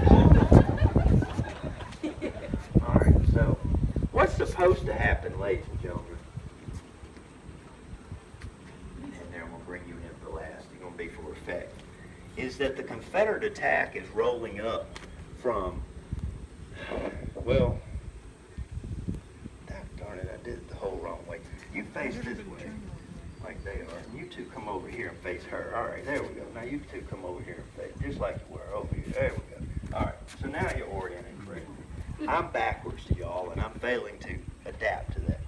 All right, so here's Sickles. She's hanging on for dear life out here. And the Confederate attack is rolling up from the south to the north. In other words, this unit's going to come forward, attack. This unit's going to come forward, attack. This unit's going to just take a step forward.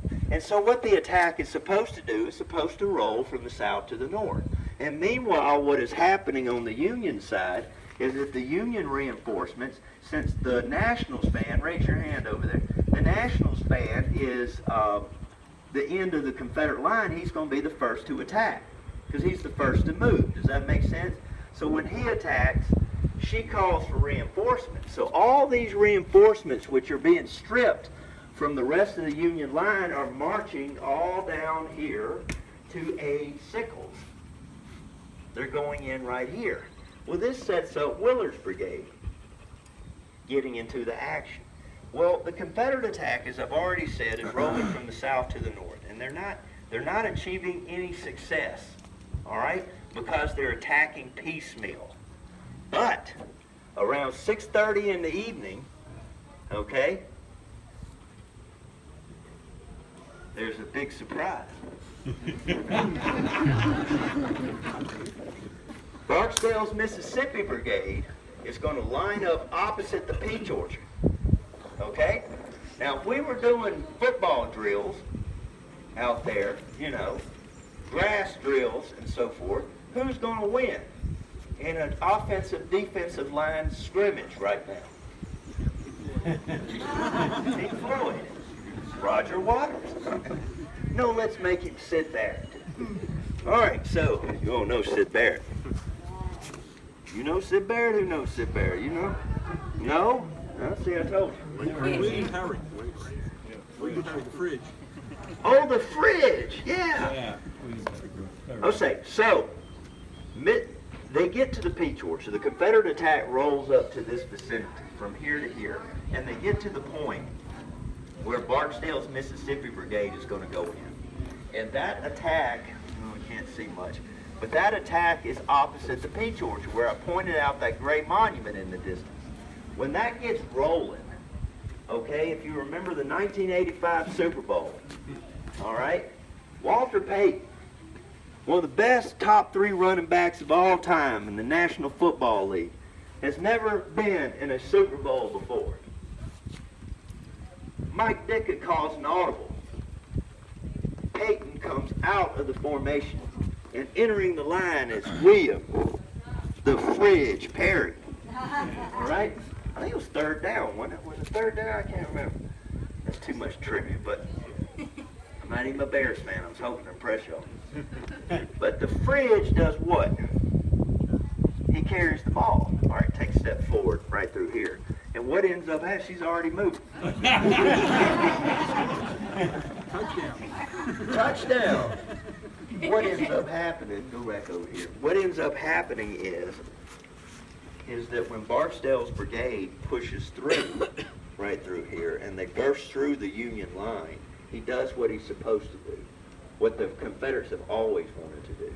If you stand right here, it'll work better if you stand right over here. Get back, just step back right over here.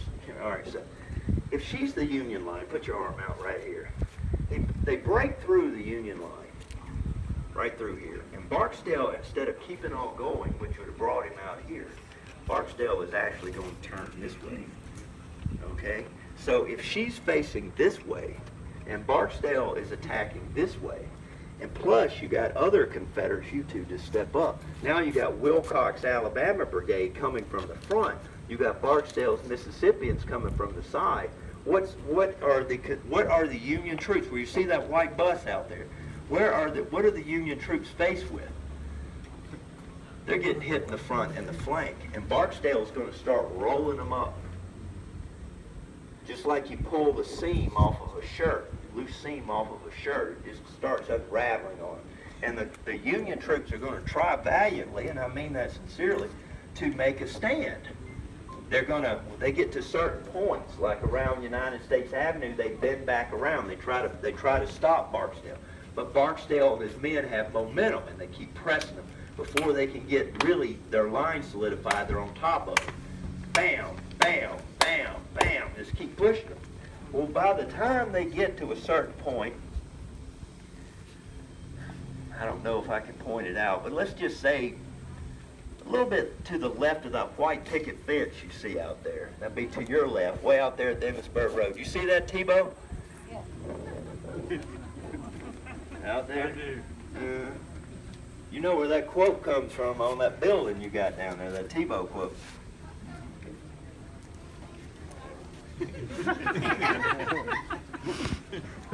John. Ole Miss.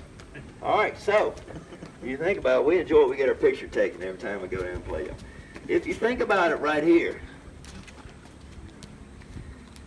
I don't like Ole Miss. Well, not everybody can go to Ole Miss. You going to Ole Miss? Well, you just say yes. She's going to MSU. Cowbell. She's going to Tennessee. Just like Faith. That's a sore spot. Oh. Oh. God, I'm glad I don't have any open wounds for the Morton Salt girl over here. All right, so Barksdale gets to a certain point, and here come the Confederates. If Barksdale keeps going, Barksdale is going to run up in front of what? His own men. So what will end up happening? The Confederates will run across, they'll run. Barksdale, let me know if this makes sense. She's going in this direction. They're both friends. She's going in this direction. He's going in this direction. They're going to run into each other. So this is what ends up happening. As the Confederates come through here, ladies and gentlemen, they cross the Emmitsburg Road. They hit the Union line right here. And then let's have you fall back over here. At least thank me for getting you out of this untenable position right here. When he comes up and he comes up over here, you getting pictures of this? I've never seen somebody so happy in my life right here. Barksdale is going to have to, you can move, you need. Barksdale is going to have to conform to the conditions on the field, so that means he pivots. Okay? And so when he pivots like this, the Confederates have a flush front coming down. So from left to right, blue shirt over here would be Lang's Floridian Brigade. And they would be coming, don't tell Chuck I said that, but they would be coming a little bit to the, basically a little bit to the left of the Cadore barn. Best, I don't really have a good place to show you. You see that patch of trees right here and this other patch of trees, and you see the gap right there. They're coming through that field right there. So that's going to be the guy in blue. Right here we got Wilcox's Alabama Brigade. They're coming next in line, and they would have been advancing directly in front of the Pennsylvania Memorial. And then you have Barksdale's Brigade over here, all right? And they're advancing straight ahead, and they would have ended up basically where you see that, I hope I'm wrong in this, but I perceive it to be a dead tree out there with moss growing all over it. You see it standing, a big old tall tree, tallest tree out there, in the middle of that swath, that patch of woods. Everybody see that? Yes. Kind of got a V shape to it out here. That's the area that Barksdale's Brigade is going to be in that area. So, with that in mind, look at all the Confederates. You would have had thousands of Confederates lined up in this swale right here. And that's where they're going to stop. And this is where we get to Willard's Brigade, all right? You have been such a good sport, I'm not going to pick on you. You got here. All right, we'll take somebody a little smaller. All right, y'all just back up just 1 second right here. And we're going to have the same thing. Same alignment right here. I only got like, 5 yards here. So, here comes Willard's Brigade. Let's go over here. Willard's Brigade is going to be coming this way. You know how to whistle? No. Me neither. All right, y'all start whistling.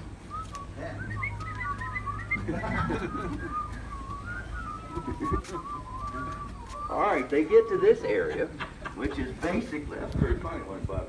See, if you look off in this direction behind Flagpole Bob, the guy in the red bag right there, you see where the tour road goes down through there. Well, Willard is under orders to go down there, and he didn't point to this area, but he pointed to the haze, pointed to the smoke rising beyond the Weichert house in the distance, that white building right there. And he says, I want you to go down there and I want you to knock hell out of the Rebs. And so Willard's on his way. Here they go, whistling along down through this field right through here. And then all of a sudden, they look to the right. And out here in this swale, they could probably see it as it was unfolding, but out here in this swale, all these Confederate troops are mingling around. Why? Because these men right here have run out of gas. They're just out of gas. They can't go any. They need to reform. They need to replenish their ammunition. Barksdale is reeling in the saddle. Wilcox is over here. The 1st Minnesota is about to charge. To put that into context, they're going to charge directly in front of you and try to buy time by hitting Wilcox's brigade head on, which we all know how that worked out right there. But they buy about 15, 20 minutes of time with their own lives, with the Minnesotans' lives. So here's Willard's Brigade, and they're coming up, and they're marching in this direction, and they are ordered to face to the right. And where I pointed out that V-shaped tree out there, this is where they're going to start to advance. Those of you, you may have to stand up in order to see it. But if you look out there where we're having the artillery demo, you see the piece out in the field. You see the fence in the middle of the field out there. That's going to be, it runs at right angles to the tool road down there. That fence, ladies and gentlemen, is basically that goes to that single tree, that huge tree in the middle of the pasture right there. That is the axis of advance of Willard's Brigade. Now I went out there, the grass out there is the same as what you see directly in front of you. And it would be almost to our shoulders, most of us right here. Some of it's over our heads out here. And I don't know what much we gonna get out of it by me dragging you out there except a bunch of ticks. Which we would appreciate it if you kill it. But anyway, that's the axis of advance. And so with that in mind, this is where Willard is going to start to go into the attack. Okay, any questions about this alignment before I break these kids up?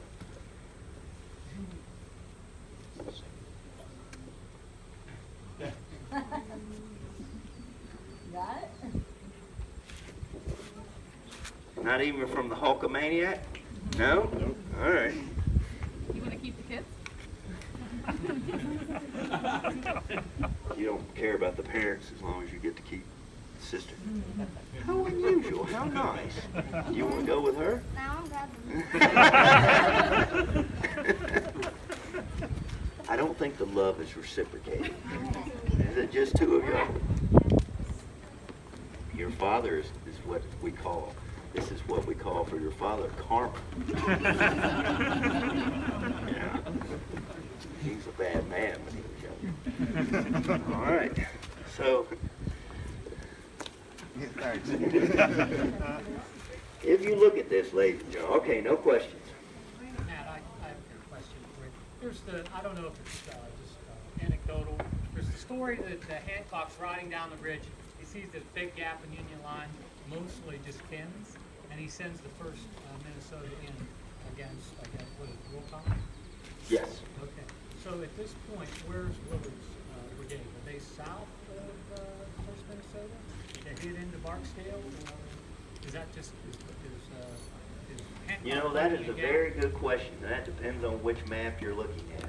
Let me just answer it this way. I put it in my mind it's very close, and I've debated this over and over in my mind. But the mind, I once asked a lady, I said, how's your grandma doing? How's her mind? She goes, what are you talking about? Her mind. How's her mind? Her mind.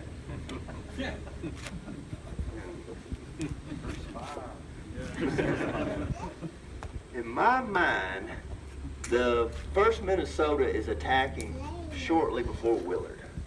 Now some people, this is where you get into Gettysburg, some people have the 1st Minnesota attacking actively. Some people have them attacking simultaneously. But in my mind, they're attacking before. Now, not by much. So going back to the gentleman's questions, where Willard's brigade is at the time, I would think that they're south. That's just, I'm not 100% sure, it's honest answer. I would think that they were marching past, they probably had tailed through here, and it's probably happening very fast. A lot faster than this tour is concluding. Right? Does that make sense?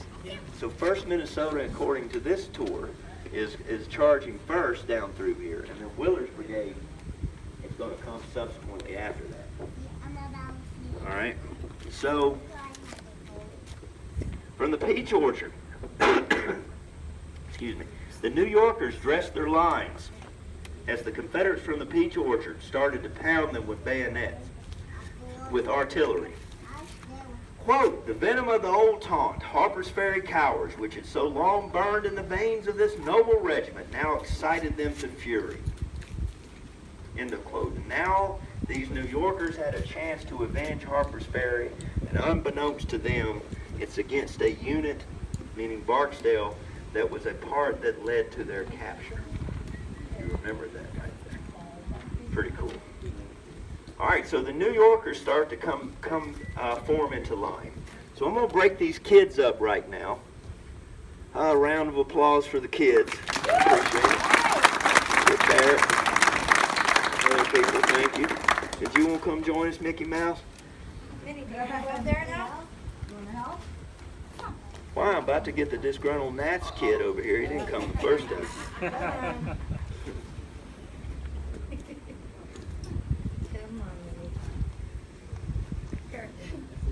Ready to fly up? Oh, she cute. Wait a minute. Jump. Need everybody to leave. There we go. Let's get all the kids in the first time besides these. You can sit there. Let me come over here. I'll sit right here. No. You don't have to sit right there. I'll just make you part of the program. That's the only way this is going to work. All right, come on. Let's sit here. You train your dogs next time, I'll put them in.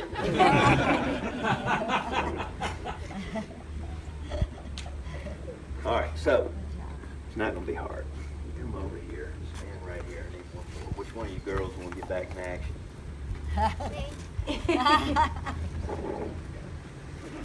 The one you're going to have to worry about. Yeah, I know. The other one's kind. Probably obeys pretty good, too. You. All right. Be an old man by then. All right. Problem with the New Yorkers, I'm going to keep them seated, okay, because this is going to work better, is when the New Yorkers, when Willard deploys his brigade, he has 4 regiments in his brigade. I've already gone through this multiple times. 39th, 111th, 125th, 126th. He deploys, ladies and gentlemen, 2 regiments in front, though. Most people don't realize he's got 2 regiments in front, he's got 2 regiments in the rear. So she's a regiment and she's a regiment. Minnie Mouse and Graham, right over here. I was about to call you Thunder. Graham, right here. All right, so with that in mind, you have 4 regiments that are taking place. Okay, if I'd have thought of this, I would have lined it up a little bit better than this, but we'll see how it goes. Okay, so what you've got here, ladies and gentlemen, is you've got the 125th and the 126th in the front line. And then behind them you have, where Minnie Mouse is, you have the 39th New York, and then where Graham's is, that's the 111th. 125th, 126th, 111th, 39th. Now, this is not going to work out, so I'm not going to try it, all right? But basically, what ends up happening is that the 39th, as soon as they're deploying, is detached to go retake a battery. So she is going to leave. All right? Okay, there goes the 39th. There you go, 39th, right over there. Oh, and now making me the 39th. The 39th is actually going to pivot this way. Oh, sorry. You got move over. It's all right. I had a 50-50 chance. If you look out there, you can see it. This is a great thing. You couldn't see this if we were out in the middle of the field. You see the individual big old tree in the middle of this field. If you look to the right of that tree, you see a lone marker out in the middle of that field. It's kind of brown, light brown or something like that. That is a marker to a Union battery of artillery. And Barksdale's Mississippians, one of his regiments, has captured that battery. The 39th New York is detached from the rest of the brigade to go over there and retake that battery in that area and run them over. And they are going to be successful in doing that. But what you need to know for this purpose is Willard is down to 3 regiments because he just lost the 4th one. Okay. All right, so here he goes. As the line advanced into the smoke, the cry arose, "You are firing into your own men." The number of friendlies probably prompted this. You have to remember, too, in real time, as these 2 units are advancing right here, thousands of men from Sickles' lines are doing what? Running. Yeah. And they are literally breaking through the New Yorkers, trying to get away from them. So, with that in mind, ladies and gentlemen, they're having a hard time keeping their formation. Plus, when they start shooting, ladies and gentlemen, when they start shooting, they literally be shooting Confederates and Union. All right, so officers rushed to the front to quell the firing. Another instant, an unexpected volley from the Confederates in the swale slammed into the Union lines. The Confederates don't care whether they hit retreating men or advancing men, so they have the advantage. Willard ordered forward, and the blue line surged ahead. At this point, Grams, Willard noticed a gap on the right. You can get a picture of this. A gap on the right of his line, which the Confederates threatened. He rode to the 111th New York, who were lying down, and ordered the regiment to move to the right. Colonel McDougal, no, don't go that far. Come over here. The battery, Do you want me to have her move over here? Yeah, go ahead. Tonto, take her over there. Colonel McDougal promptly marched the regiment by the left flank, by the right flank, and went forward. So what you did was, if I can borrow you for a minute, you stood up, you turned to the right, faced by the right flank, you marched out, turned by the left flank, and came up into position. Okay, if you wanted to get exact, it wasn't probably that pretty, probably take a step forward. Take a step forward. Probably the 125th and 126th are slightly advanced in front of the 111th, if you want to get real technical about it. Trying to avoid letters here, okay, so. All right. Nevertheless, the left flank, Graham's left flank right here, did not entirely touch the 126th New York. At the command, one New York captain remembered the regiment with the brigade. Not a man in the whole line faltering or hesitating for an instant, hurling themselves upon the advancing foe. One of Willard's men recalled that a low cry of "Remember Harpers Ferry" rang out along the line, and every living man with fatal resolve sprang forward with new effort. As they get closer to that swale, that little tree line you see out in the middle of the field, New Yorkers start falling at a more rapid pace. On we rush with loud cries, wrote a New Yorker, with bullets whizzing by our ears, with shells screaming and cannonballs tearing the air, and now bursting above and around us, now plowing the ground at our feet, and laying many of our men low in death or bleeding with wounds. Captain Thompson of the 111th recalled, into the hell of destruction we were ordered to charge. Men fell at every step. We officers were kept busy closing the ranks as they were depleted and pushing on, not heeding the storm of metal. So basically you got a mob of New Yorkers rushing down in there. Okay. When the New Yorkers get to this swale, which I'm calling this dense row of trees right through here. Let's go to the V-shaped tree right here. This is where the Mississippians are regrouping, right in there. One New Yorker recalled when they met that area right there, that a short fight ensued. Okay? And that fight between the Mississippians and the New Yorkers, the Mississippians don't have any more organization than the New Yorkers, but the New Yorkers got more ammunition. So I ask you, ladies and gentlemen, who wins the fight in the midst of all this? The Mississippians start to fall back. Quote, a short but terrible contest ensued in the bushes and the swale. Remember Captain Richardson? The Confederates stubbornly yielded ground. Lieutenant R.A. Bassett of the 126th New York recalled, when we started the charge, I occasionally glanced my eye toward the colors and noticed that they were kept about a rod in front of the line of battle. But while we were crossing the ravine, I noticed they faltered and finally fell. I knew then, I love this, I knew then that my dear brother had fallen. Brother's carrying the flag. As long as he could see the flag, he knew his brother was flying. Barksdale was everywhere. Let me be Barksdale for a minute.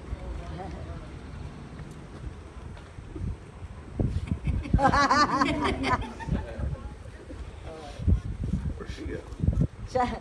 She retreated. The 39th retreated. By this time, we don't know the exact nature because he's going to end up dying, as many of you know that have heard this story. But Barksdale has, we know, has been shot somewhere in the abdomen or in the chest area. We know that the Confederate general, I think, has been wounded in the arm, and there's even one account of one of his legs dangling because his ankle was broken by getting hit by a shot. And Barksdale is still in the saddle. You can imagine such a thing. And he's swearing vociferously down where that V-shaped tree is. You'd never do that with her, I'm sure. So Richardson stated that the tough Confederate leader was, quote, was trying to hold his men, cheering them and swearing directly in front of the left of the 126th near the right of the 125th. All right, so basically what he's saying is that if these are the two regiments that are advancing, 126th and 125th, Barksdale is basically right in the center of those two regiments. Now, where's the center? Who knows? Graham's your phone. Is that you? Hot mess. Okay, so both men from both units heard Barksdale screaming. Richardson continued that Barksdale, quote, was almost frantic with rage. He was trying to make his fleeing men stand. Immediately, several from both regiments fired at him, and he fell, hit by several bullets. Barksdale goes down. He's a big guy. He was over 6 foot, 6'2", I want to say.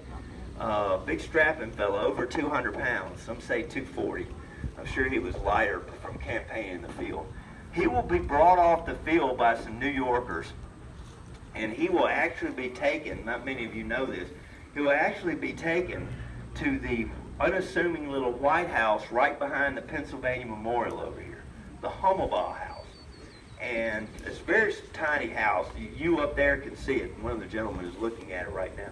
But he'll be placed in the yard right there, and that's where he's going to pass away, in that area. Now, when my boy, I got a 10-year-old boy now, when he was 3, I made the mistake driving past the Hummelbaugh house and telling him that was where General Barksdale died. All right? And I said, well, that's where he was laying in the yard bin. That's 3 syllables in the South. And one Union soldier said that he came by and Barksdale had flies coming in and out of his mouth.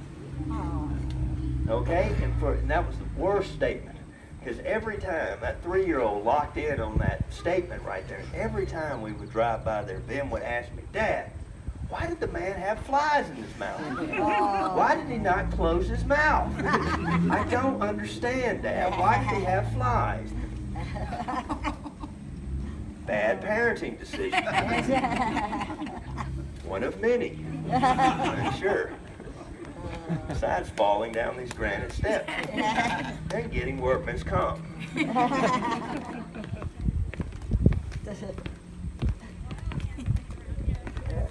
All right. Okay. The New Yorkers start pushing the Mississippians out of this swell right here. And they start pushing them on the other side. You see the white picket fence in the distance. What you can't see from right here, ladies and gentlemen, is the terrain of the ground right there. And I'm afraid this is the bane of having so many people on this tour right here. I don't think we're going to fit up there, up on the top. But I would urge you, once we conclude the tour, there's a set of stairs right behind old Abe right here. And you can go up to the observation deck up there and you can see the terrain, which basically slopes upward toward the highway, which is out there. Okay? Okay? In that area, all right?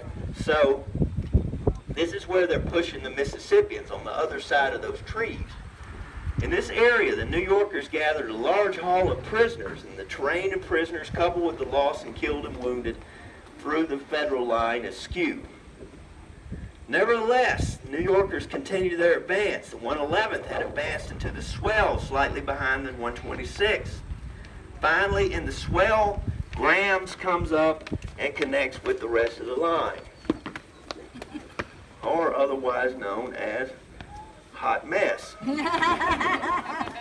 As the line emerged, Confederate artillery from the peach orchard to the Klingel house, that's that white picket fence, began to zero in on the line. Captain Seeley reported that, quote, we were met by a terrible storm of canister, gashing the ranks with ghastly rents. The color bearer of the 125th New York, Sergeant Lewis Smith, was killed, and before the colors hit the ground, were picked up by Harrison Clark. As the Confederates disappeared in the smoke in front, the brigade line obliqued slightly to the right toward the Peter Rogers farm, and the New Yorkers recaptured a battery of artillery, possibly Turnbull's battery. All right, let me stop for a minute and catch up with the story. I've already pointed out the peach orchard, the brown monument between the gap and the trees out there. What we don't, what would you say, interpret here at the battlefield is the Confederates holding the peach orchard. When you go out there, there are Union monuments, but the Confederates actually hold the peach orchard after Barksdale breaks through there. Well, if you hold the peach orchard, guess what the Confederates are going to do? They're going to bring up guns. And so, in order not to confuse you, I should say the War Department for that matter, they didn't put guns, cannons facing two different directions, because that wouldn't make any sense to the average visitor out here. But what happened was the Confederates utilized what was Sickles' worst nightmare. The Confederates set up artillery in the peach orchard and down to the white picket fence, and they start bombarding the New Yorkers. And the New Yorkers are going to do what? They're naturally going to drift away from who's shooting at them. So they drift to the right, is what I'm trying to describe to you. And that is in that field between here, between the wood swale right there, and the white picket fence. So the New Yorkers are drifting to where they're in front of you. That's how they get from over here to over here. Right? Does that make sense to everybody? Mm-hmm. All right. You ready for lunch? Yes, I am too. All right. I got one good story left. Now, you're not going to leave before you hear this story. By God, sir. As the Confederates disappeared, New Yorkers drift to the left. A few yards into the right, into the field. She didn't come back yet. No. I think she had to go potty. The car's gone. Come over here. You're going to be a rebel. Bet she was no trouble, right? All right. No, Face about to your mom, right? Yeah. Okay. Face your mom. Don't you falling off these steps. All right. So, as the actually step on down right through here. Step on down to where you see that gap right here. She's going to be Wilcox's Alabamians right here. And as the New Yorkers advance into the field, I won't have these kids step out on the steps. I will. But they get down here and they start getting shot at from the right flank. Why is that? Because the Alabamians right there are falling back, and they find in all this smoke and confusion, they find all these New Yorkers out in the middle of that field. They don't like that. That scares them. And so they stumble into each other. But that makes me believe, to go back to an earlier point, you Gettysburg people understand what I'm talking about. That makes me believe that the 1st Minnesota had already attacked because the Alabamians are falling back by that time. I just think in real time that's the way it would have to happen, based on a lot of different things. So anyway, she's attacking up through here, and they start shooting into the right flank. Despite the pressure, Willard and his men continued toward the Emmitsburg Road and probably got about halfway across the field before a halt was called. Surveying the situation, Willard realized he could go no further and ordered the line to retire.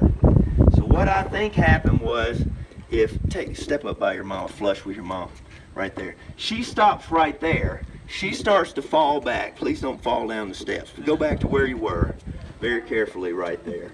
And as you two step up to the edge right here. So you get up to right here. She's falling back as they're advancing forward and also swinging to the right.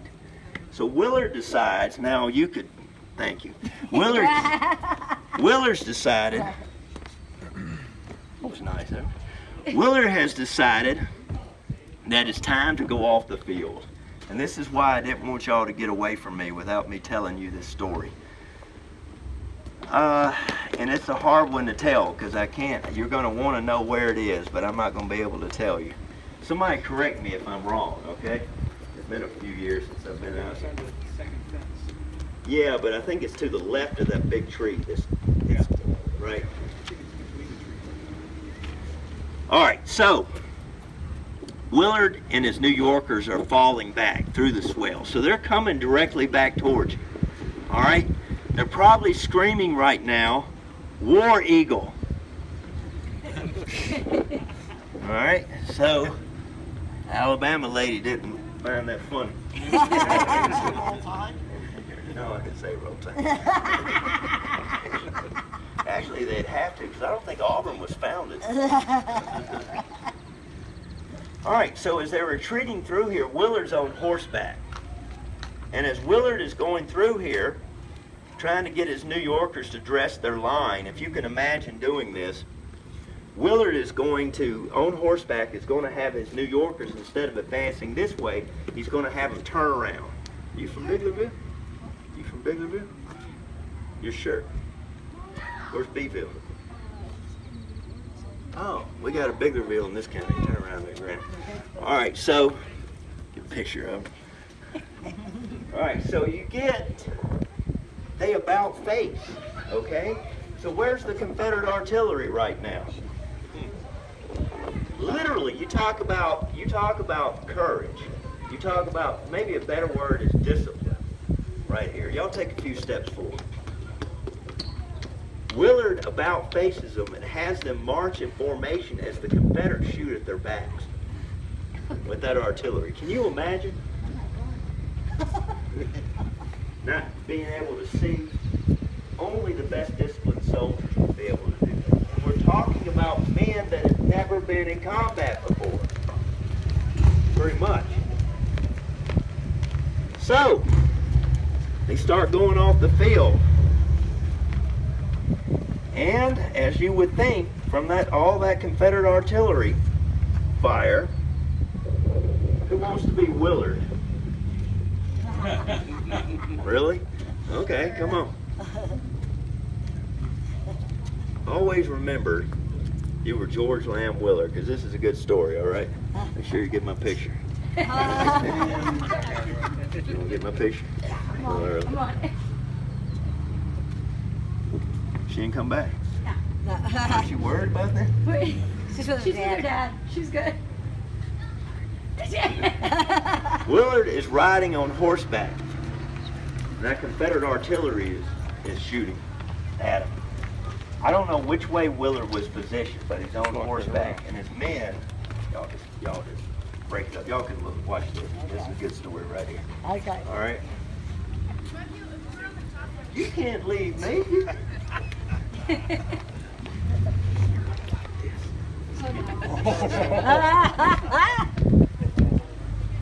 All right, so Willard's on horseback, encouraging his men during their retreat.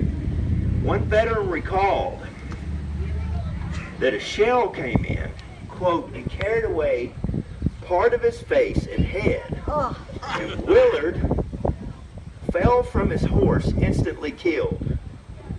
I knew this was going to happen. Mom thinks it's hilarious. Your dad doesn't.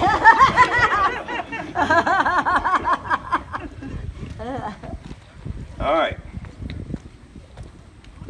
Now, a newspaper account later stated, I think it hit him on the right side right there, okay? So, a newspaper account stated, you might want to move around, you won't be able to see, that the shell came in and Willard was, quote, struck by a shell which tore the angle of his mouth right here and shattered his chin and his shoulder. So that shell had to hit him right here. In other words, it carried away everything in this area right here. Oh, it gets better. All right.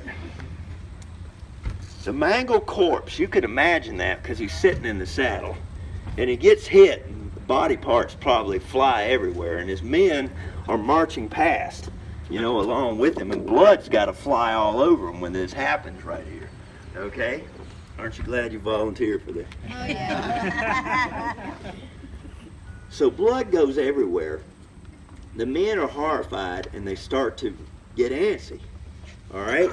And they start to go off the field. To end the story, Willard's body is going to be taken to Albany, New York, where he's buried today. And you can imagine, ladies and gentlemen, even if they had a jet airplane, which they did not, it took them a long time to get that body all the way up to Albany, New York. Okay? So when they got it, it gets better. When they get to Albany, New York, the family insists on an open casket. Well, it's a glass top casket, all right, which is open. All right, however, if it not, you get the point. The mortician, if that's the word for it, tactfully places an American flag over the hole right here to cover it up. So I won't have you lay down. But when Willard is laying in state, you know, the flag is resting right here. Does that make sense? Mm-hmm. Yeah. People that went to the wake recalled it's not audible, I don't know what the word would be, permeable. They recalled a permeable stench as they went through the house and out the other side. If you think about it, I've talked to, I won't name his name because he don't like to talk about it, but we actually, one of the licensed guides here at Gettysburg, when he was a young man, picked up John Lennon. His funeral home, he was working for a funeral home, they picked up John Lennon and took him to the home right there. I thought, let's go, you're part of rock history. Anyway, he talks to me about, what do you call it, mortifying. What's the name of it? Embalming. Embalming. It's a good word. He says, which embalming was in its nascent state at that time, that they couldn't, you know, nowadays what they would do is you had and they did back then, is you got the two main jugglers right here, right? So they take fluid out, they take blood out of one and they put fluid in the other, right? That's how you embalm somebody. When you got a wound like that, you can't do that. Because what would happen? It would just roll out of the body right there. He said even if they embalmed it, even if they had time to embalm it, all they could do, hold your sister's arm up for you, all they could do was put on a topical ointment right through here.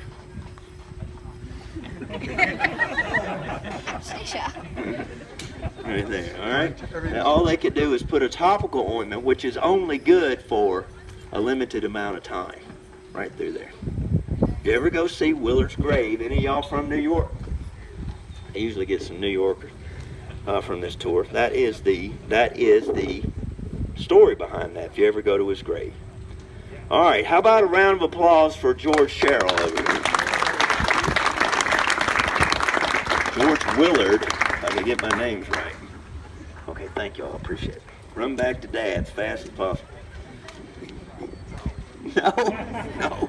Okay. So was there a cultural thing behind wanting to have an open casket service, have a viewing?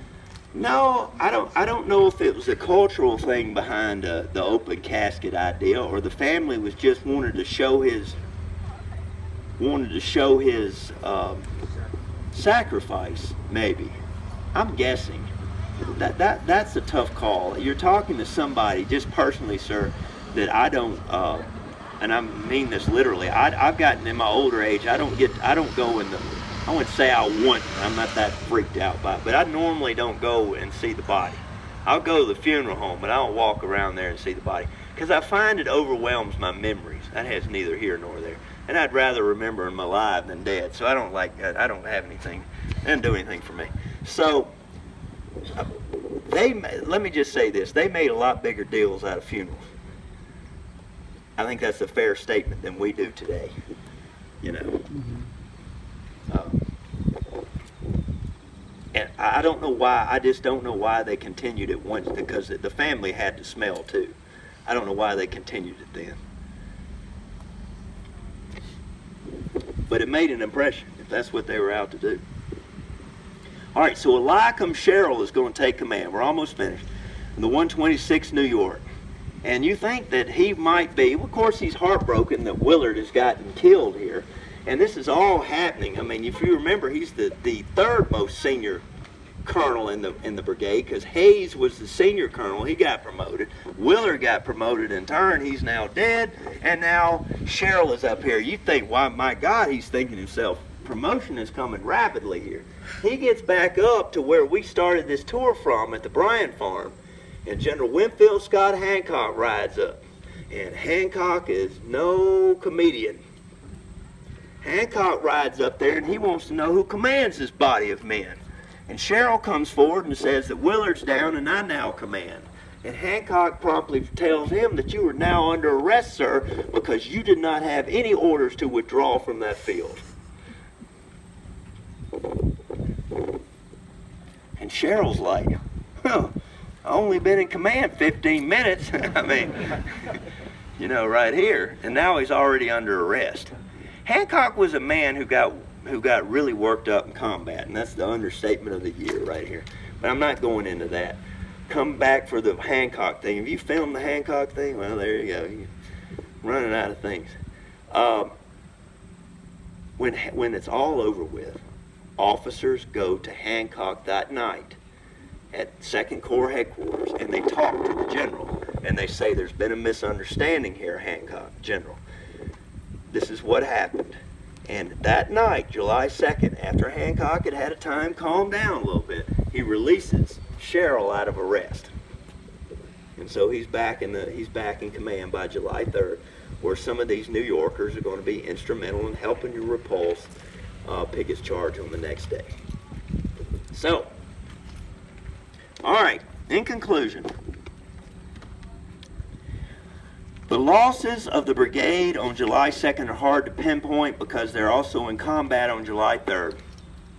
But total losses out of 1,500 men for 2 days of combat were 714. Or 47% of their loss.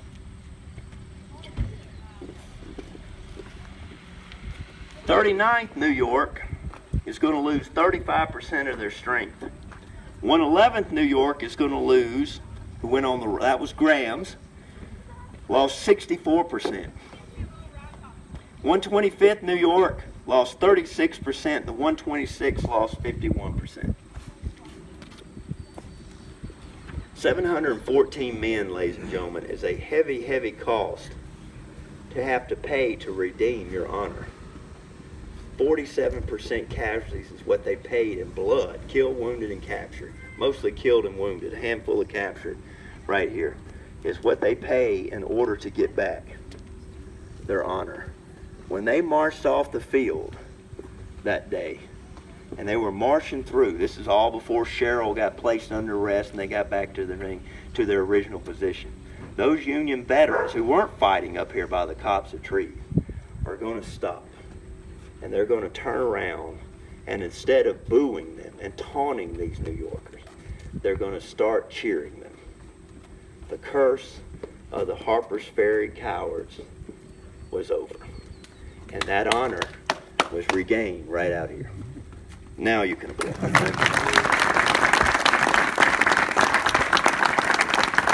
Thank you. Thank you very much. Thank you. And with that, ladies and gentlemen, you're all free to go walk to Steinway Avenue and refresh yourself at the McDonald's.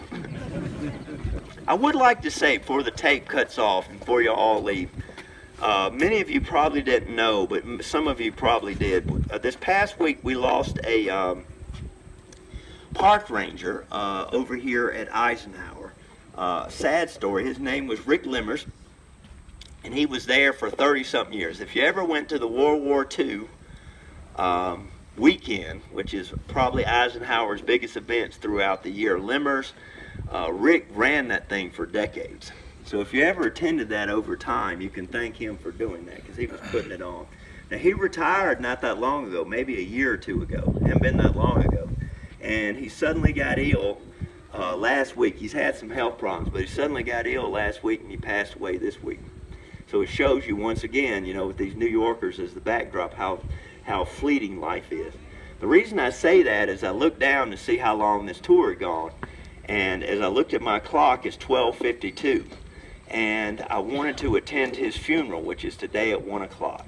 So if you knew Rick, I wish you'd say a prayer. If you didn't know Rick, I wish you'd take a moment and say a prayer. At least remember the families right there. Thank y'all very much. Y'all have a nice day. Okay, so it's me and the mysterious recording man. The mysterious stuff writer is now sitting in Matt's old beater right here. So Matt forgot one integral part of the tour. And he can't believe he did this. So he's going to do this from his car as he's about to take Stuff Rider back to his ride, because we just got some ice cream, because that's how we roll.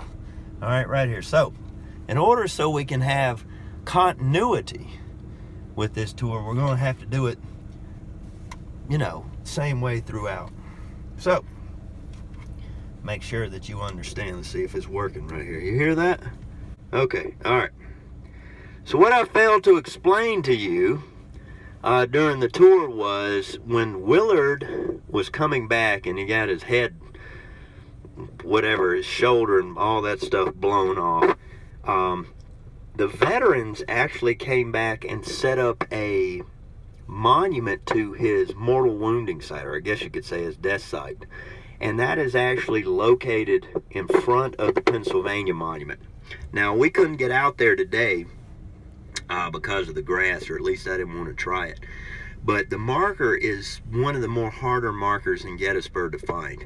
The reason for that is you can't see the marker until you're right up on it. And you literally, I don't know how to tell you to get there, but if you go to the Pennsylvania Monument, there's a fence that from the front steps, it sort of runs at almost right angles all the way down to the swale.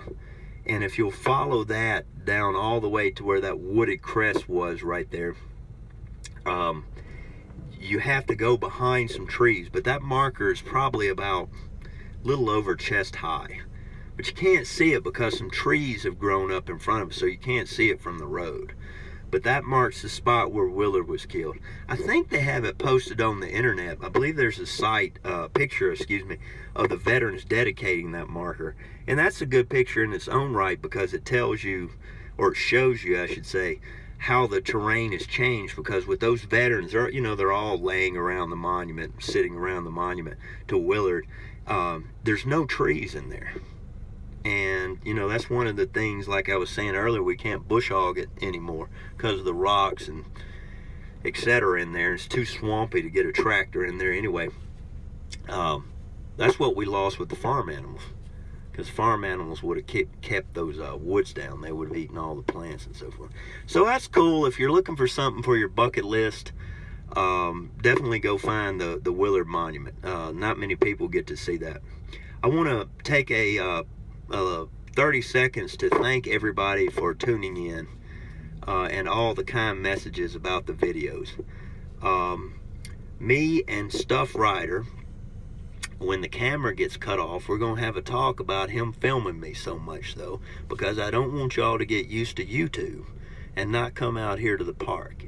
It's not about Matt. It's about coming to Gettysburg and seeing firsthand about the stories. And I'm afraid if we keep taping all this stuff that you won't come out. I mean, why would you? It's about to rain. Stuff Rider, I mean, he's got a rental, so we're going to go tool around, pick his charge. We're going to make the whole run, right across the field, make our own path. Because you know the difference between a four-wheel drive and a rental car, right? You won't take that four-wheel drive anywhere. No, I'm just kidding, all right? I'm just kidding. We're not going to take the car across Pickett's Charge. Do not write your congressman. I'm not taking the car across Pickett's Charge. But seriously, we want you to come out to the park and see this place, because this is what the veterans wanted. They wanted you to be able to see where they fought. They wanted you to remember their sacrifices, all right? And they wanted you not to forget where this country had to come from in order to get to where it is today. Thank y'all for watching. I appreciate it.